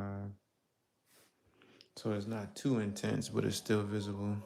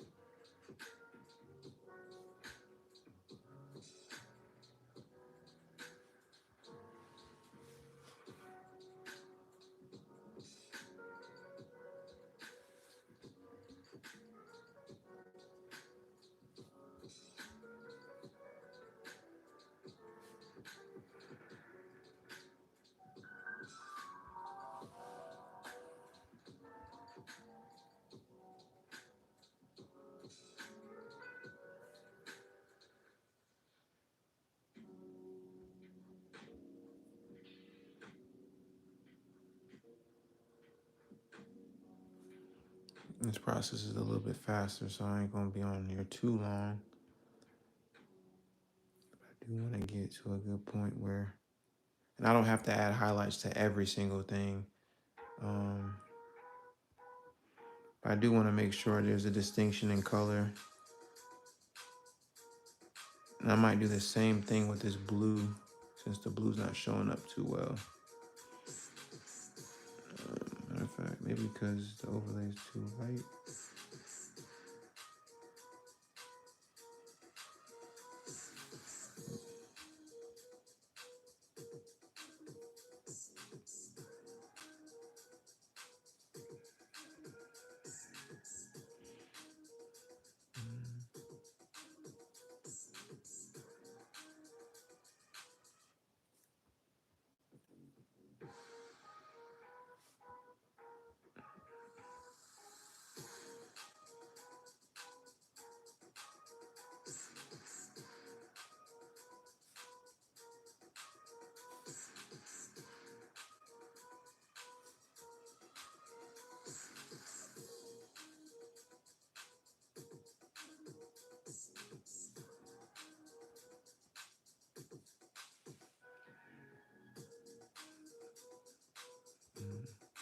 Seems like you're the only one here, my guy. It's all good. I'm about to be done in a few anyway. This was a long one, I ain't gonna lie. Oh, you want unloading the truck? Okay.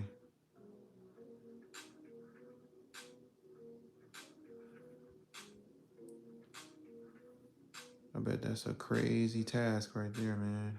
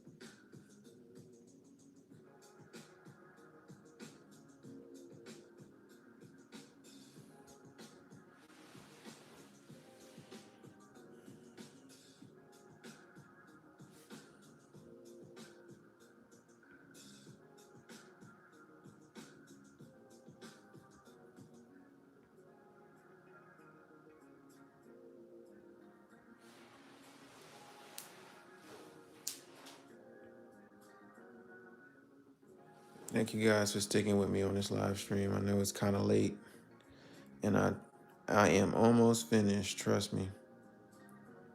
Got a few more slight adjustments I gotta make, and then we can call it quits.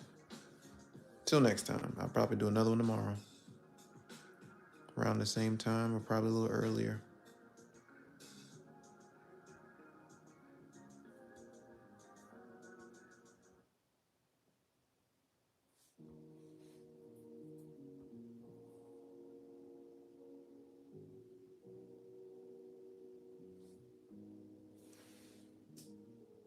You wide awake now? I bet, man. All that unloading you had to do got you right on up.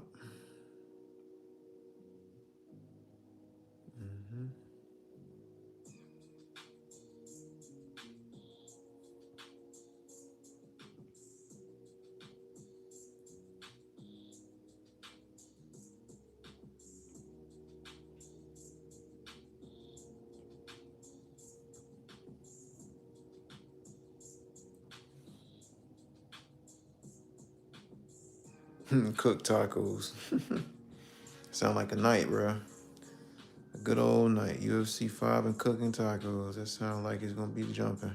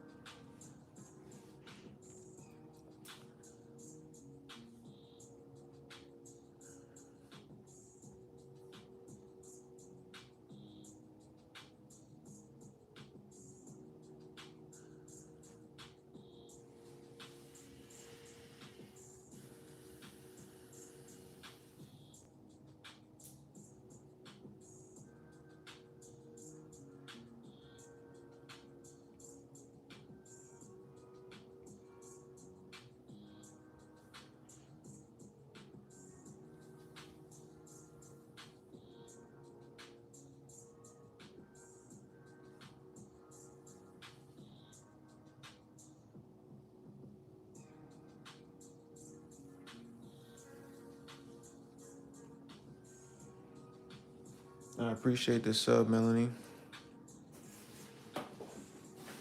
Thank you, thank you. Big shout out to Melanie for subbing to the channel.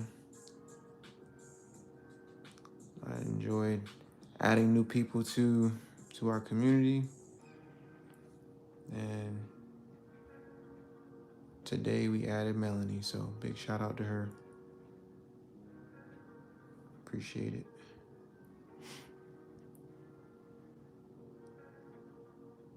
Oh, yo, Melanie, I'm not too sure if that's your real name. Is that your real name? I was reading your tag and yo, Melanie Martinez fan. Are you a fan of Melanie or is that your name? I want to make sure I get it right. But I appreciate for subscribing, you know. And if you like the video, thank you for doing that too. It's important. All interactions are good interactions. At least over here. I don't know about everybody else.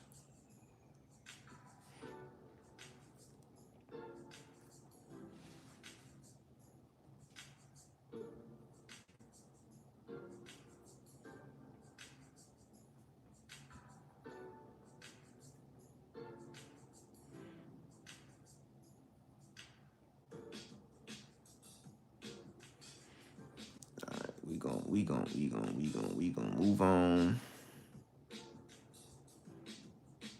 feel like there's so much more I could do.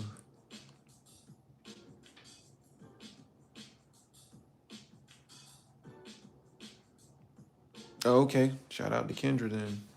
Sorry, Kendra. Big shout out to Kendra.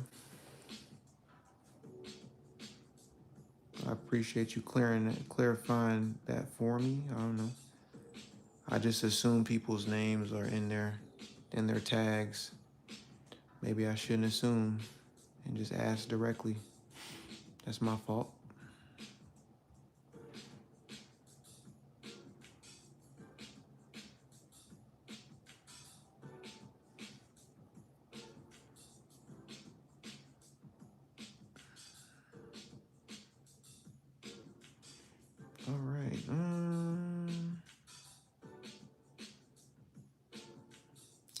let me see. Now I'm gonna go back and add a second layer.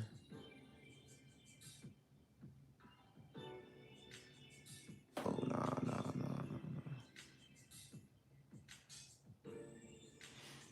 And now I'm just gonna keep it normal, turn it down.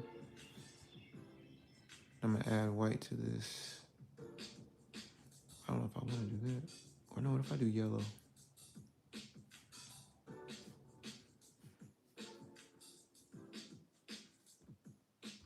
But we turn it up. Overlay. What would this do? I don't know. Does nothing.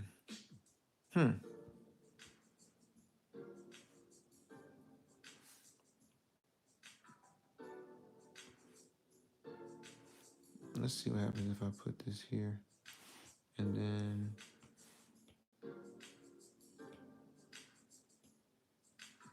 subtract, divide. I'm kind of torn. Well, no, this is what I'll do. I'll put it on normal. And I'll turn it all the way up.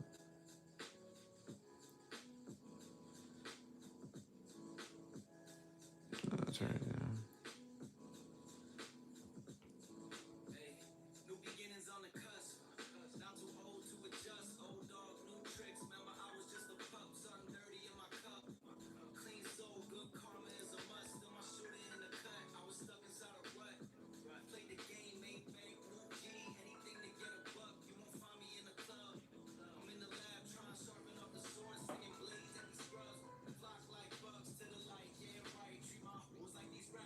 I've always wanted to illustrate it professional, but it's just too hard that I gave.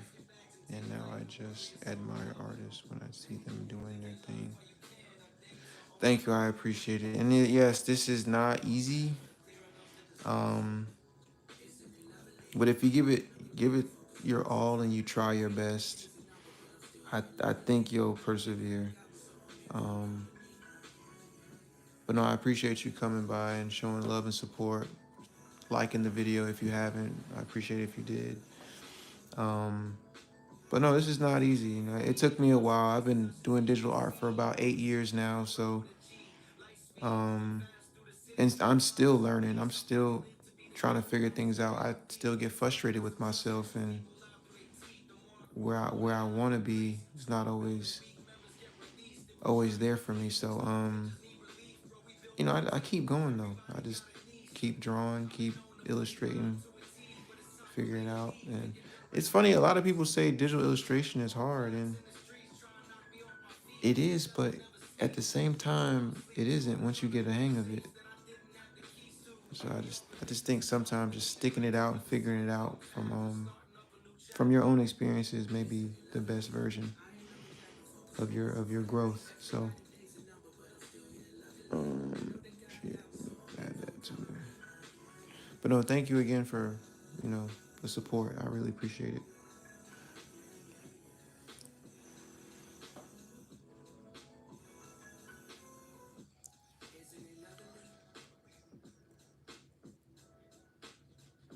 I will. I thank you, Ken. Thank you so much. I appreciate that.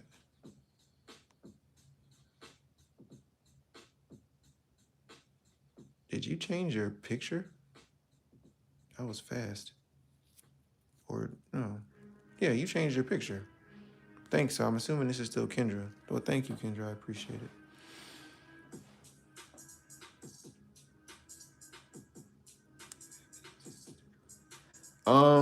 As far as tips to draw better, you just gotta practice, man. Like art is subjective. Um, if you give yourself time and room, yeah, you did change your name. I changed your picture, but if you give yourself time and just use references, I know this might sound crazy and it's very taboo, but this is a you know, it's not bad, but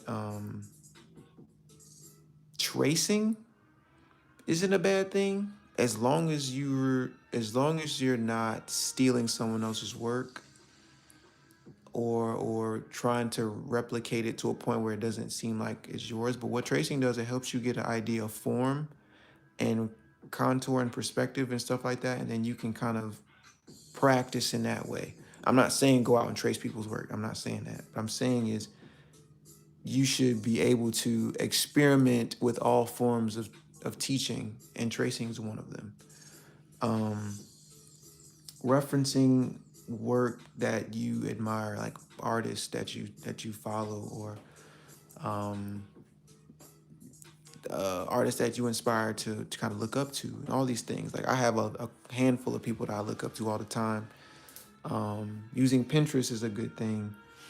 Um, so as far as drawing, but you just got to do it over and over and over again, and don't be intimidated by what you see right away. Don't be intimidated by that. That's part of the lesson. You know, I don't know if I broke up there because my phone's about to die, but it's fine. Um, don't be intimidated by that. It's part of the process. You know, it may look crazy now and it may not be what you want to see, but once you get to a comfortable space, then it'll get there. So yeah, like it. This took me days to draw, and I didn't draw this overnight. It took a little bit. Um, Use shapes. Draw what you see. So if you can break down a drawing in different forms, it all come together. Like this is a rectangle. That's also a rectangle. This is a square, another square. Then these are circles. So breaking your pictures down into forms will also help improve your drawing. Now, these things won't make you a better artist overnight. I'm definitely not saying that. But what this will do is get you into the habit of looking at art in a different way, and then translating it over to different platforms. I don't recommend people jumping into. I don't recommend people jumping into digital art right away. If this is your first time drawing, I highly recommend you stick with the pencil and paper first, and then you rotate. Um, that'll definitely help you out.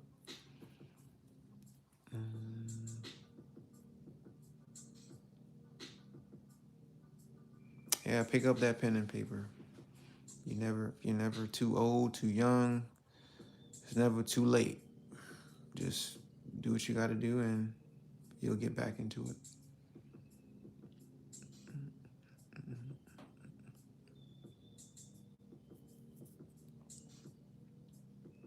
All right, people. I'm actually at a good stopping point.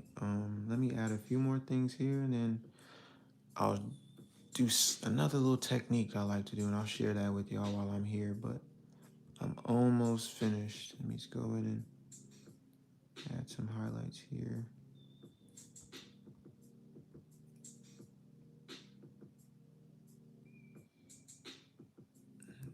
That.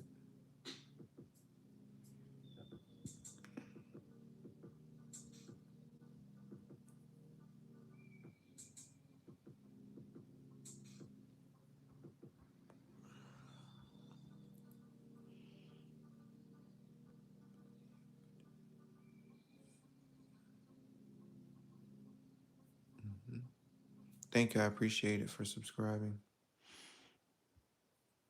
That's an important thing right there. Subscribing to the channel. Because when you do that, you never miss it. You're always going to know what's going on.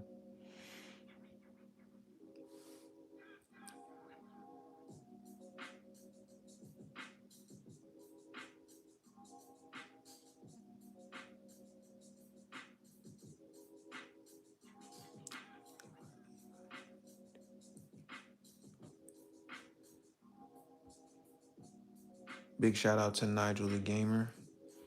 If y'all into gaming, I don't know what type of gaming he does. I'm pretty sure it's dope. Go check his channel out. Show him some love. You know, everyone has to start somewhere. So, y'all go check him out if you're into gaming. I'm into it a little bit, not too often, but y'all go check out Nigel the Gamer.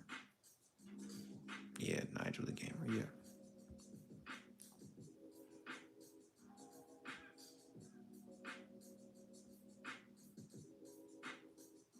And yeah, don't be afraid to promote yourself, Nigel. You don't have to. You don't have to be super popular for people to follow you. Trust me. I'm not popular at all. I mean, I'm just doing my best. So, but yeah, everybody go follow Nigel the Gamer. Go check him out. Pretty sure his content is good. I'm gonna check you out when I get some free time. But yeah, man, we're about motivating and keeping everybody in high spirits. I'm almost done, people. It's been a long stream. We're at 182 minutes on the dot. I cannot convert that into hours. Oh, actually I can. 3 hours and 2 minutes. That's typical streaming time. Um,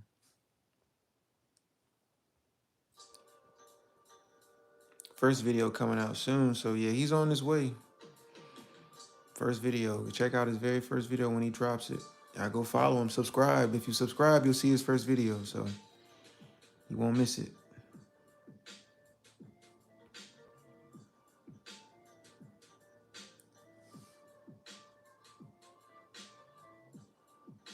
Sure, do your thing. I don't mind. Um, it's kind of interesting to see how people view me in an illustrated form. Like I've illustrated myself so many times, so it's interesting how people illustrate me. Um, I don't know. I trust that you'll do a great job, but I got to see it, of course. Can't wait to see it if you share it.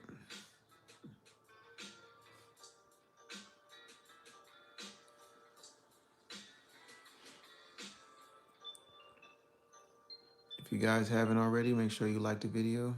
I'm almost finished.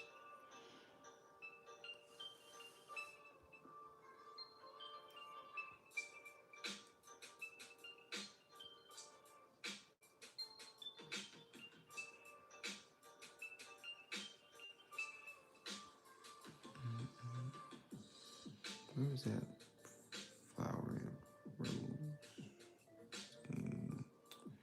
Where is it at? Oh, oh well.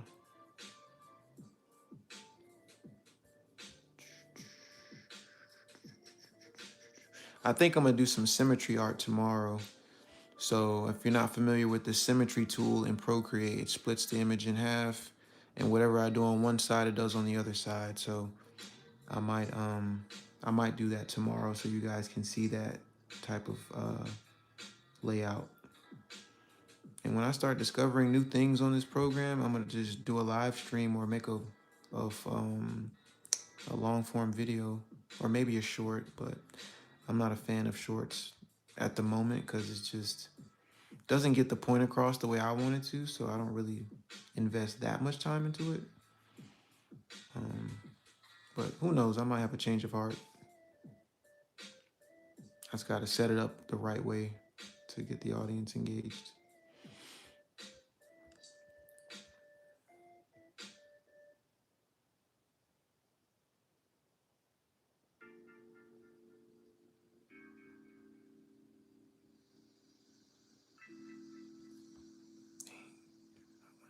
Wait. Okay.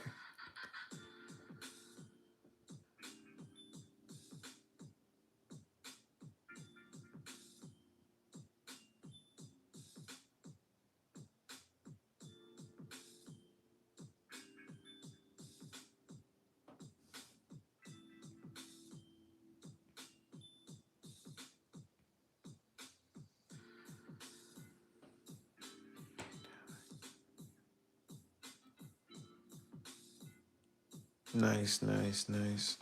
Well, thank you. I appreciate it.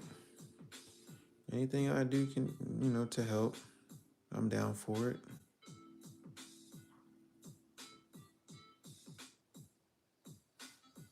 And whenever you post a video, just tag me in that so I can see it on YouTube, or tag that video on one of my videos so I can see it and go from there.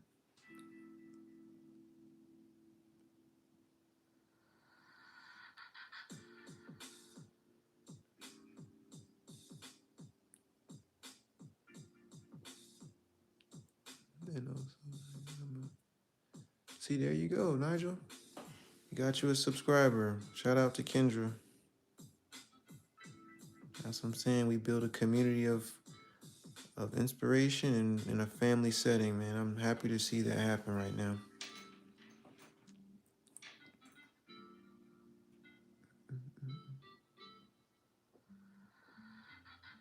Thank you, thank you. Anya, I think you were here on my last week.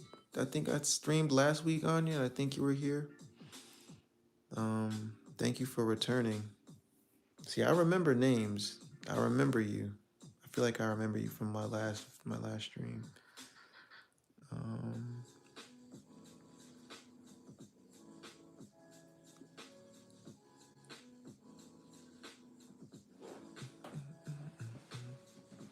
but thank you so much. I appreciate your um, your comments.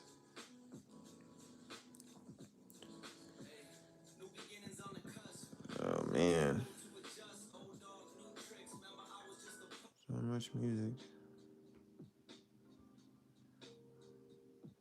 Ah, yeah, yeah, yeah. So that was Wednesday. So yeah, you stuck around till then.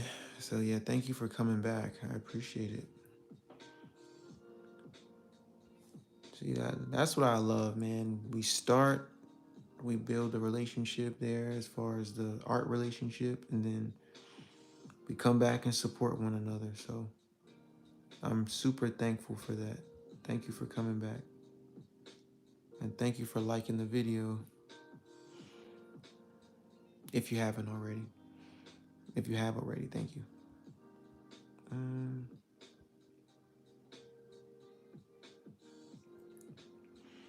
yeah, I think I'm almost done. All right, cause one last thing, I'm gonna do this little technique that I normally do. Like I said before, I can go all day and do this, but sometimes you gotta call it quits and move on. So let me do this last little bit, detail, and then I'm gonna show you a cool technique that I enjoy doing. And Anya, I think you're familiar with this because I did this in the last video. Um,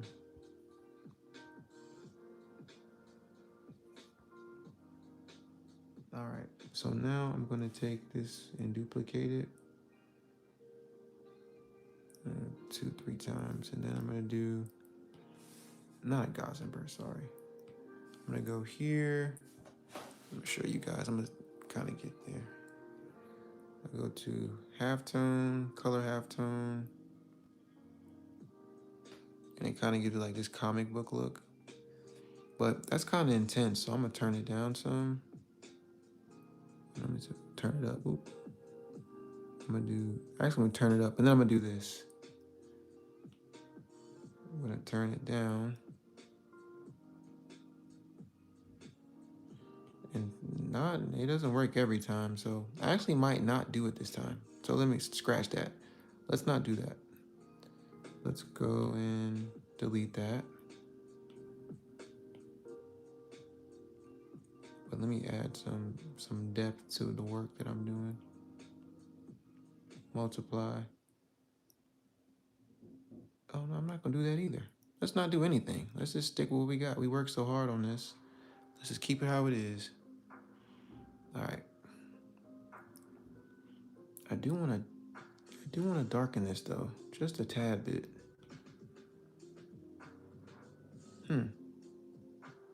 Okay. Let's do this. I'm gonna adjust the curves.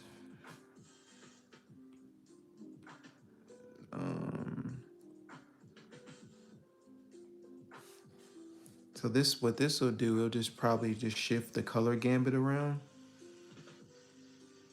So it makes things look lighter or darker. You see when I move this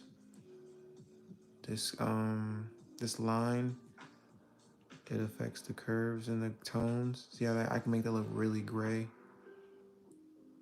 And yeah, that's crazy, but I don't want to do that.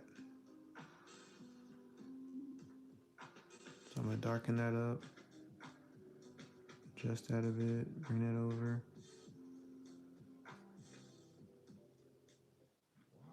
Supposed to give it a little S curve, and then we're going to apply.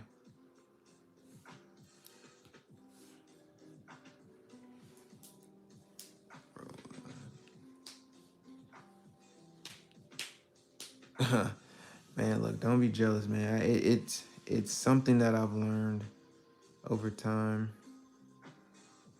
and practice. I guarantee once you practice, um, you'll get to you'll get to that point where you realize like your hard work is paying off.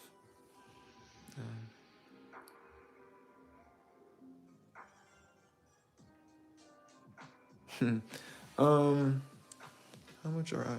Well, you can get iPads. There's so many different models of iPads that you can get. There's like the iPad, like the iPad Generation 10, which is like the base model one. That's still, has you can use Apple Pen and Procreate and everything. Um, then there's the iPad Air, and I think those range. Some of them range from like I don't know, four. You may have to check on Apple to correct me, but I mean I think roughly they're like 500, $600 for the Apple iPad Air. The iPad first gen or 10, sorry, generation 10, they're I think 399. I'm not too sure. And then I know the iPad Pros, those are your more expensive ones. They're probably around 99, not 99, $1,000 to $1,200. But once you get one of those, you're good. They don't really go bad. Um, so, oh man. So yeah, I recommend one or the other, but I mean, I say stay within your price point. You don't have to get a fancy iPad to do digital work. I think once you oh, that's interesting. Once you're able to kind of understand the program of itself, it's just night and day. It's much easier. All right, so I have this brush that I want to use, and I was trying to avoid it, but I'm gonna use it anyway. It's a halftone brush. Um, is it? No, where is it at?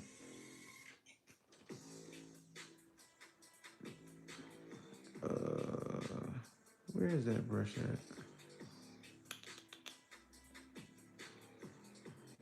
It should be an imported. Where is it at? Here we go. I think I found it. Here it is. Yeah, I used this brush right here. Um, oh, sorry, I was missing your comments. Also, how much but yeah, seen that. Which one do you think I should get? You pick.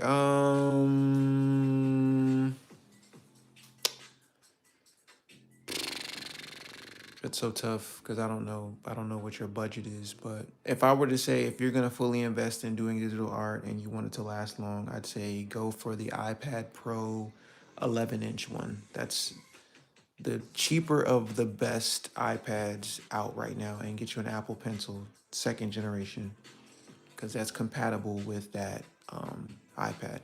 Once you get that, you'll probably never need another iPad. Well, not never, but you'll need a new one once it gets to a point. But you won't need another iPad for a while. So I say go that route. Um, she retracted that question. What is your biggest challenge with digital art? But for me, it was learning the basics when I was started. My biggest challenge, oh man, I think for me is like, that's a good question. I'm trying to figure out what are my biggest challenges. Mm, I think this is more of a personal thing. I don't think it's a technical problem, but I think for me, my biggest challenge was to learn not to be perfect and when you first start, because I have a traditional background, drawing background, so migrating from pen and paper over the iPad, I put so much pressure on myself to be good, and I didn't realize that it's a learning curve, and I have to practice to be good. I just can't be good out of nowhere. Um, so yeah, just being patient with myself was my biggest challenge. But on a technical side, like actually drawing, um, just trying to get the proper line weights and getting used to like applying pressure to get the pen to work the way I want to. Um, because of course in a traditional space, when you want to apply a heavier line or you want a thicker line, you just press harder, or what's the word? You shade more, you kind of like give yourself a thicker line. So I had to like mimic that just to make sure that I'm getting the right outcome when it came to the digital space. So I just think the transition between traditional and digital altogether was a challenge. But once I practiced and learned the system and failed a lot of, you know, messed up a lot of, messed up a bunch of times, and getting used to learning something new, I think I was able to overcome that. I'm still learning. There's a lot of things I don't know till this day, but I'm trying to get a better idea of what to do. Why does that look like that? I don't like that. I'm not a fan. What the heck? Okay, no. We're not using that.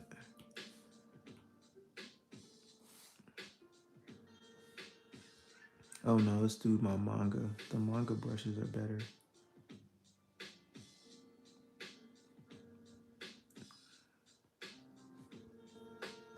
No, they're not. They're just as bad. No, I'm not gonna do anything. See, this is happens when I try to do too much. I end up forcing it. Um, but hold on, let me see. My last iPad, that's it, 5 years, was totally worth it. Yep. I mean, that sounds like the proper life expectancy of an iPad. 5 years. I think I'm going on year 5 with this one, so I may be due for a new one soon, but it hasn't it hasn't forsake me yet. So fingers crossed, I don't have to get a new iPad anytime soon. All right, so now that I've reached a good stopping point, oh, hold on, I have to actually do this. And my phone is on 14%, so I got a little bit more time. But tomorrow I'm gonna do some more stuff. So if you haven't subscribed, make sure you subscribe, because um you'll get that notification that I've done something or I'm working on something. And these live streams are great ways to interact with people and at the same time draw.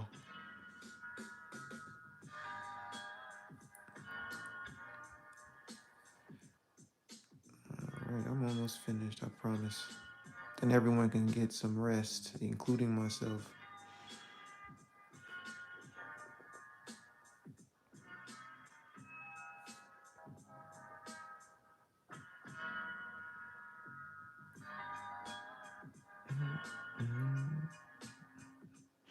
All right, I promise. Last thing I'm gonna do, I'm gonna add a background. And this is my little subtle technique that I like to do.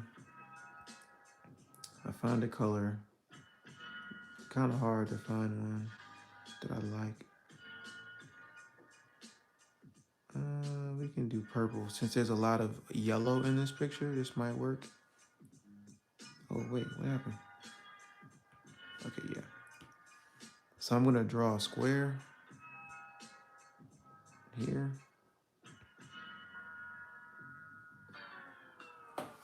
And it might not make sense now, but it will in a second. No, I want a square. All right, sorry, y'all. I gotta turn my canvas around a bit. First, let me have the line bigger.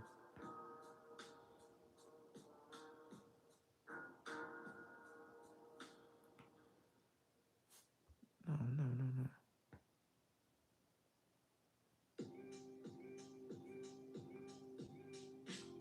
I guess it's not giving me a square for whatever reason. Oh, whoa. I think I found it. Hold on. Here we go. Let's do this instead.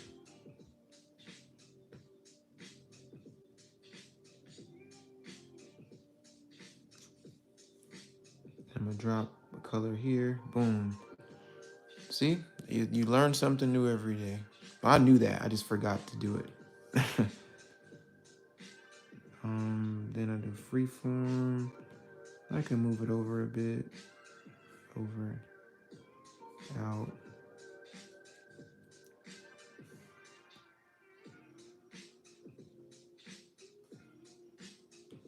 Then so now I got a rectangle. But I don't like the fact that it's floating. So I'm gonna have it hover here. And then I'm gonna go ahead and below this, I'm gonna give him a floor to stand on. So that means I would have to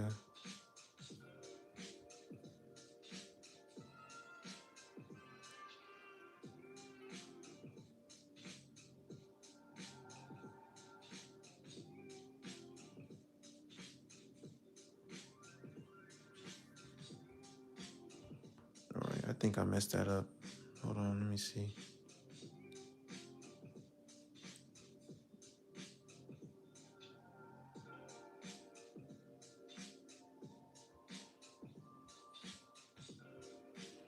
And then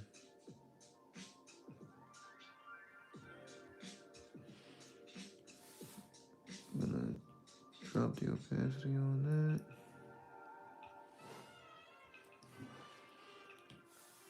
So something cool to do here, I'm gonna add another layer, do a clipping mask. And then I'm gonna go to my luminous, then do a nimbus, nebula, yellow. Let me actually turn everything else off. I'm gonna, so it's like fire.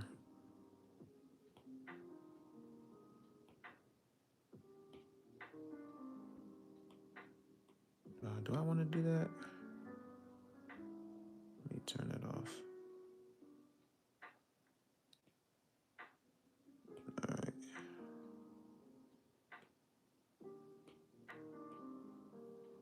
All right, I got it. Hold on, y'all. I got it. Hold on. Let me do this real quick.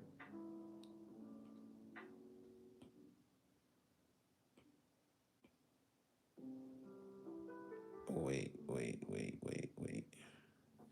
See, this is where my slight perfectionist mindset comes in. There we go. That might be a little bit better. All right, cool. Now I'll turn everything else back on. You might not be able to really see it, but it's okay. Well, you can see it a little bit. I would go back in here and I'll probably drop something on the side. All right, boom. That's kind of cold. I like that a lot.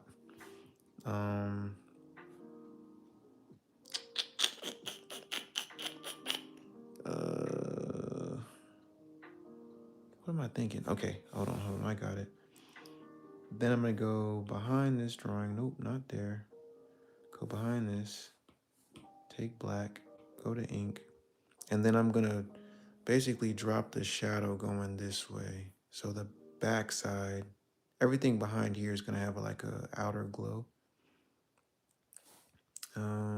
Then I'm gonna put it. I'm actually gonna put it in here. Let me see. No, what the heck? Okay, no, I got it. It's alpha locked. Now it's gonna stay within this.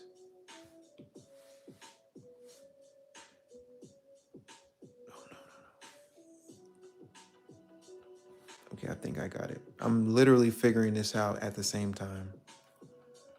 There we go. All right.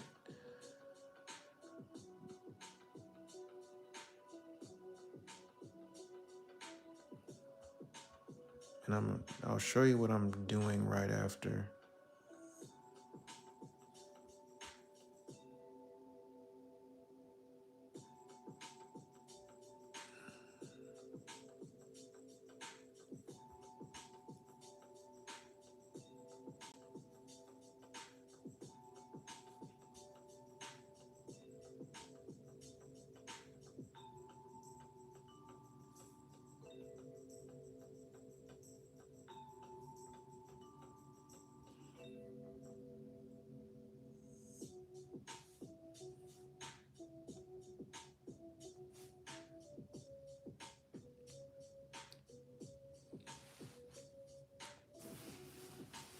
How do you put it in an alpha lock? So there's two different ways you can put in an alpha lock. You can, well, I think Anya answered that for you. You can swipe to the right with two fingers when you want to alpha lock it, or so Anya made a great point. You can do that, or you can click on the layer and it literally has the alpha lock option right there for you. So either or, it doesn't matter. But what I did, I put it in a clipping mask. So because of what I was doing in general, like this doesn't have to be alpha locked.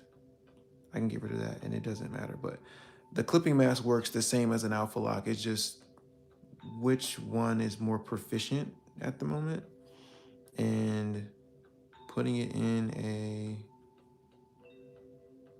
clipping mask works because then I can manipulate that particular layer. Mm, yeah, just like that. So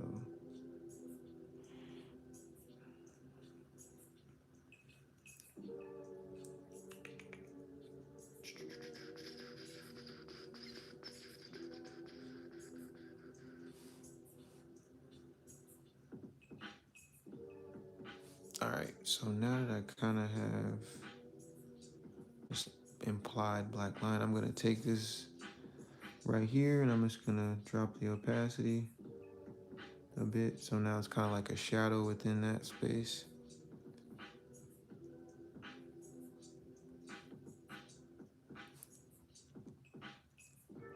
Mm-hmm. All right, so I think I'm done, people. This has been a great experience. Once again, another fun live stream tutorial-ish type thing. One last final thing I'm going to do. I'm going to add my logo right here. We'll put it in the corner. Didn't show up. I'm just going to move it up.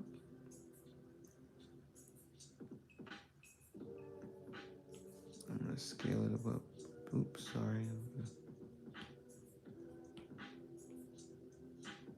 Put it right at the edge. And voila. I'm gonna angle it so you guys can see it head on. Well, I'll just hold it up.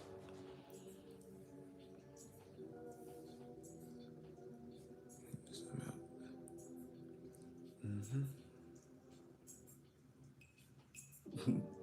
What happened, Nigel? Was it? Oh, I've been saying your name wrong. It's Nayel. It's Nayel, right?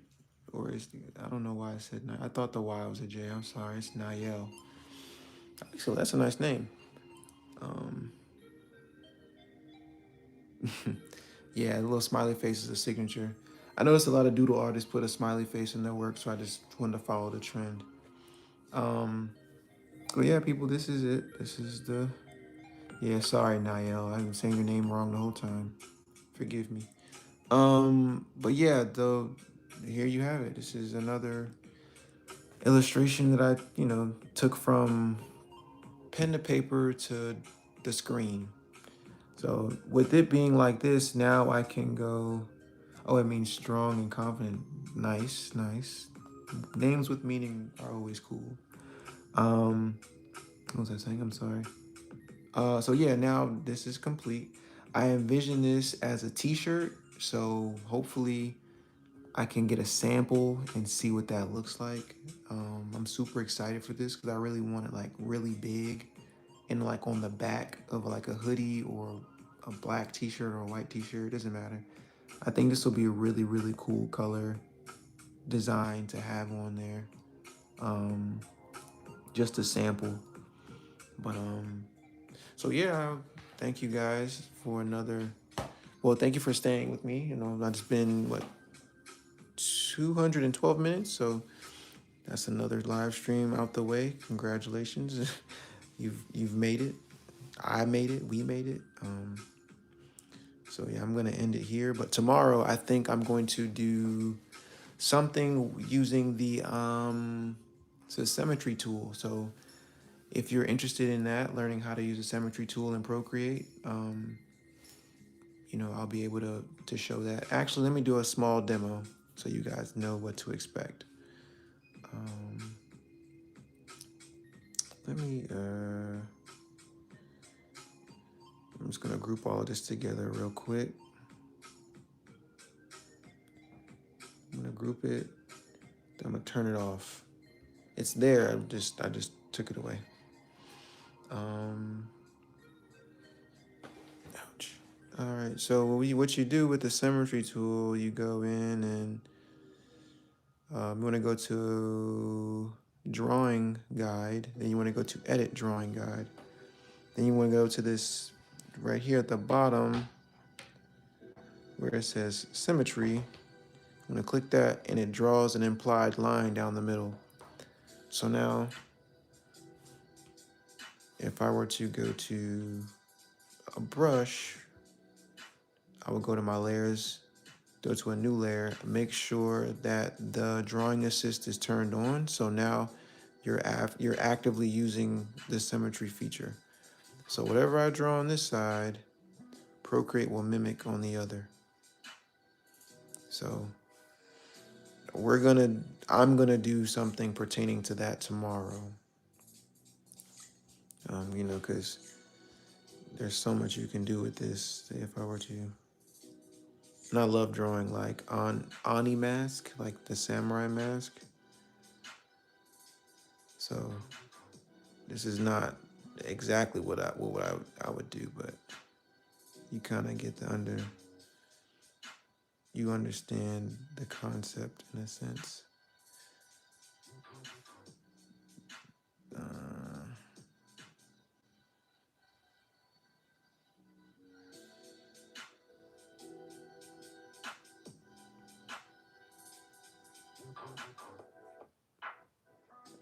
I'll have something more refined. This is just me literally drawing whatever just to show you how the symmetry mask works. Um, but yeah, we'll figure something out. Um, but yeah, let me go ahead and delete that because that's not important. This is the important piece right here, the one we spent 3 hours on.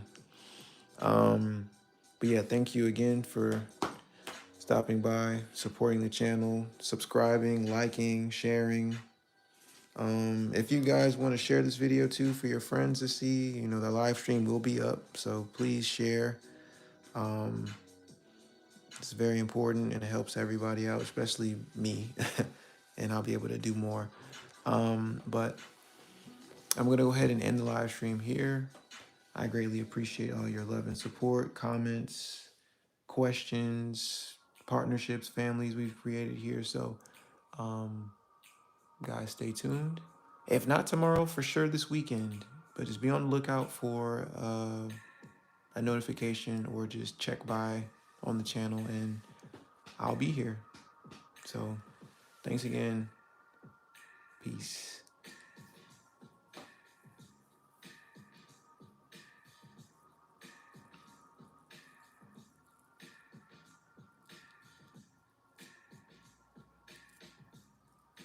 Oh, Anya, to answer your question, what time do you start your live stream? My live streams, it's I haven't really established a schedule yet since it's like my third time doing this. So I realized that starting it roughly around 7:30, 8ish, 8:30 my time. I am Eastern time. I live in North Carolina in the United States. I'm not too sure where you live. So 8:30 my time PM will be the latest I'll start one, hopefully, because I think I started this one a little late. I think I started this one like 9:30, almost 10 o'clock, because it's 1:05 right now where I am. But I never get them for some reason. I turn on notice, but yeah, I don't know. It's kind of strange. Um, just be on the lookout. Check tomorrow or today. I mean, sorry. Well, today is definitely the next day, but check Saturday or Sunday, and I'll be here. And if you don't happen to, catch it, I'm gonna leave it up so you can always go and look at it yourself. So thank you so much. I appreciate it. And yes, I'm gonna go check that out, Kendra. I'm gonna look and see what you came up with. Procreate. What app is this? Yep, it's Procreate.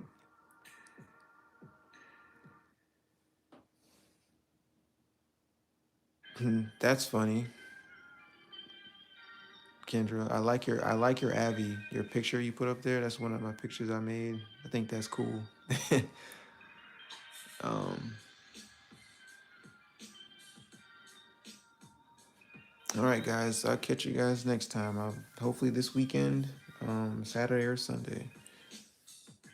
I'm gonna end the stream right now.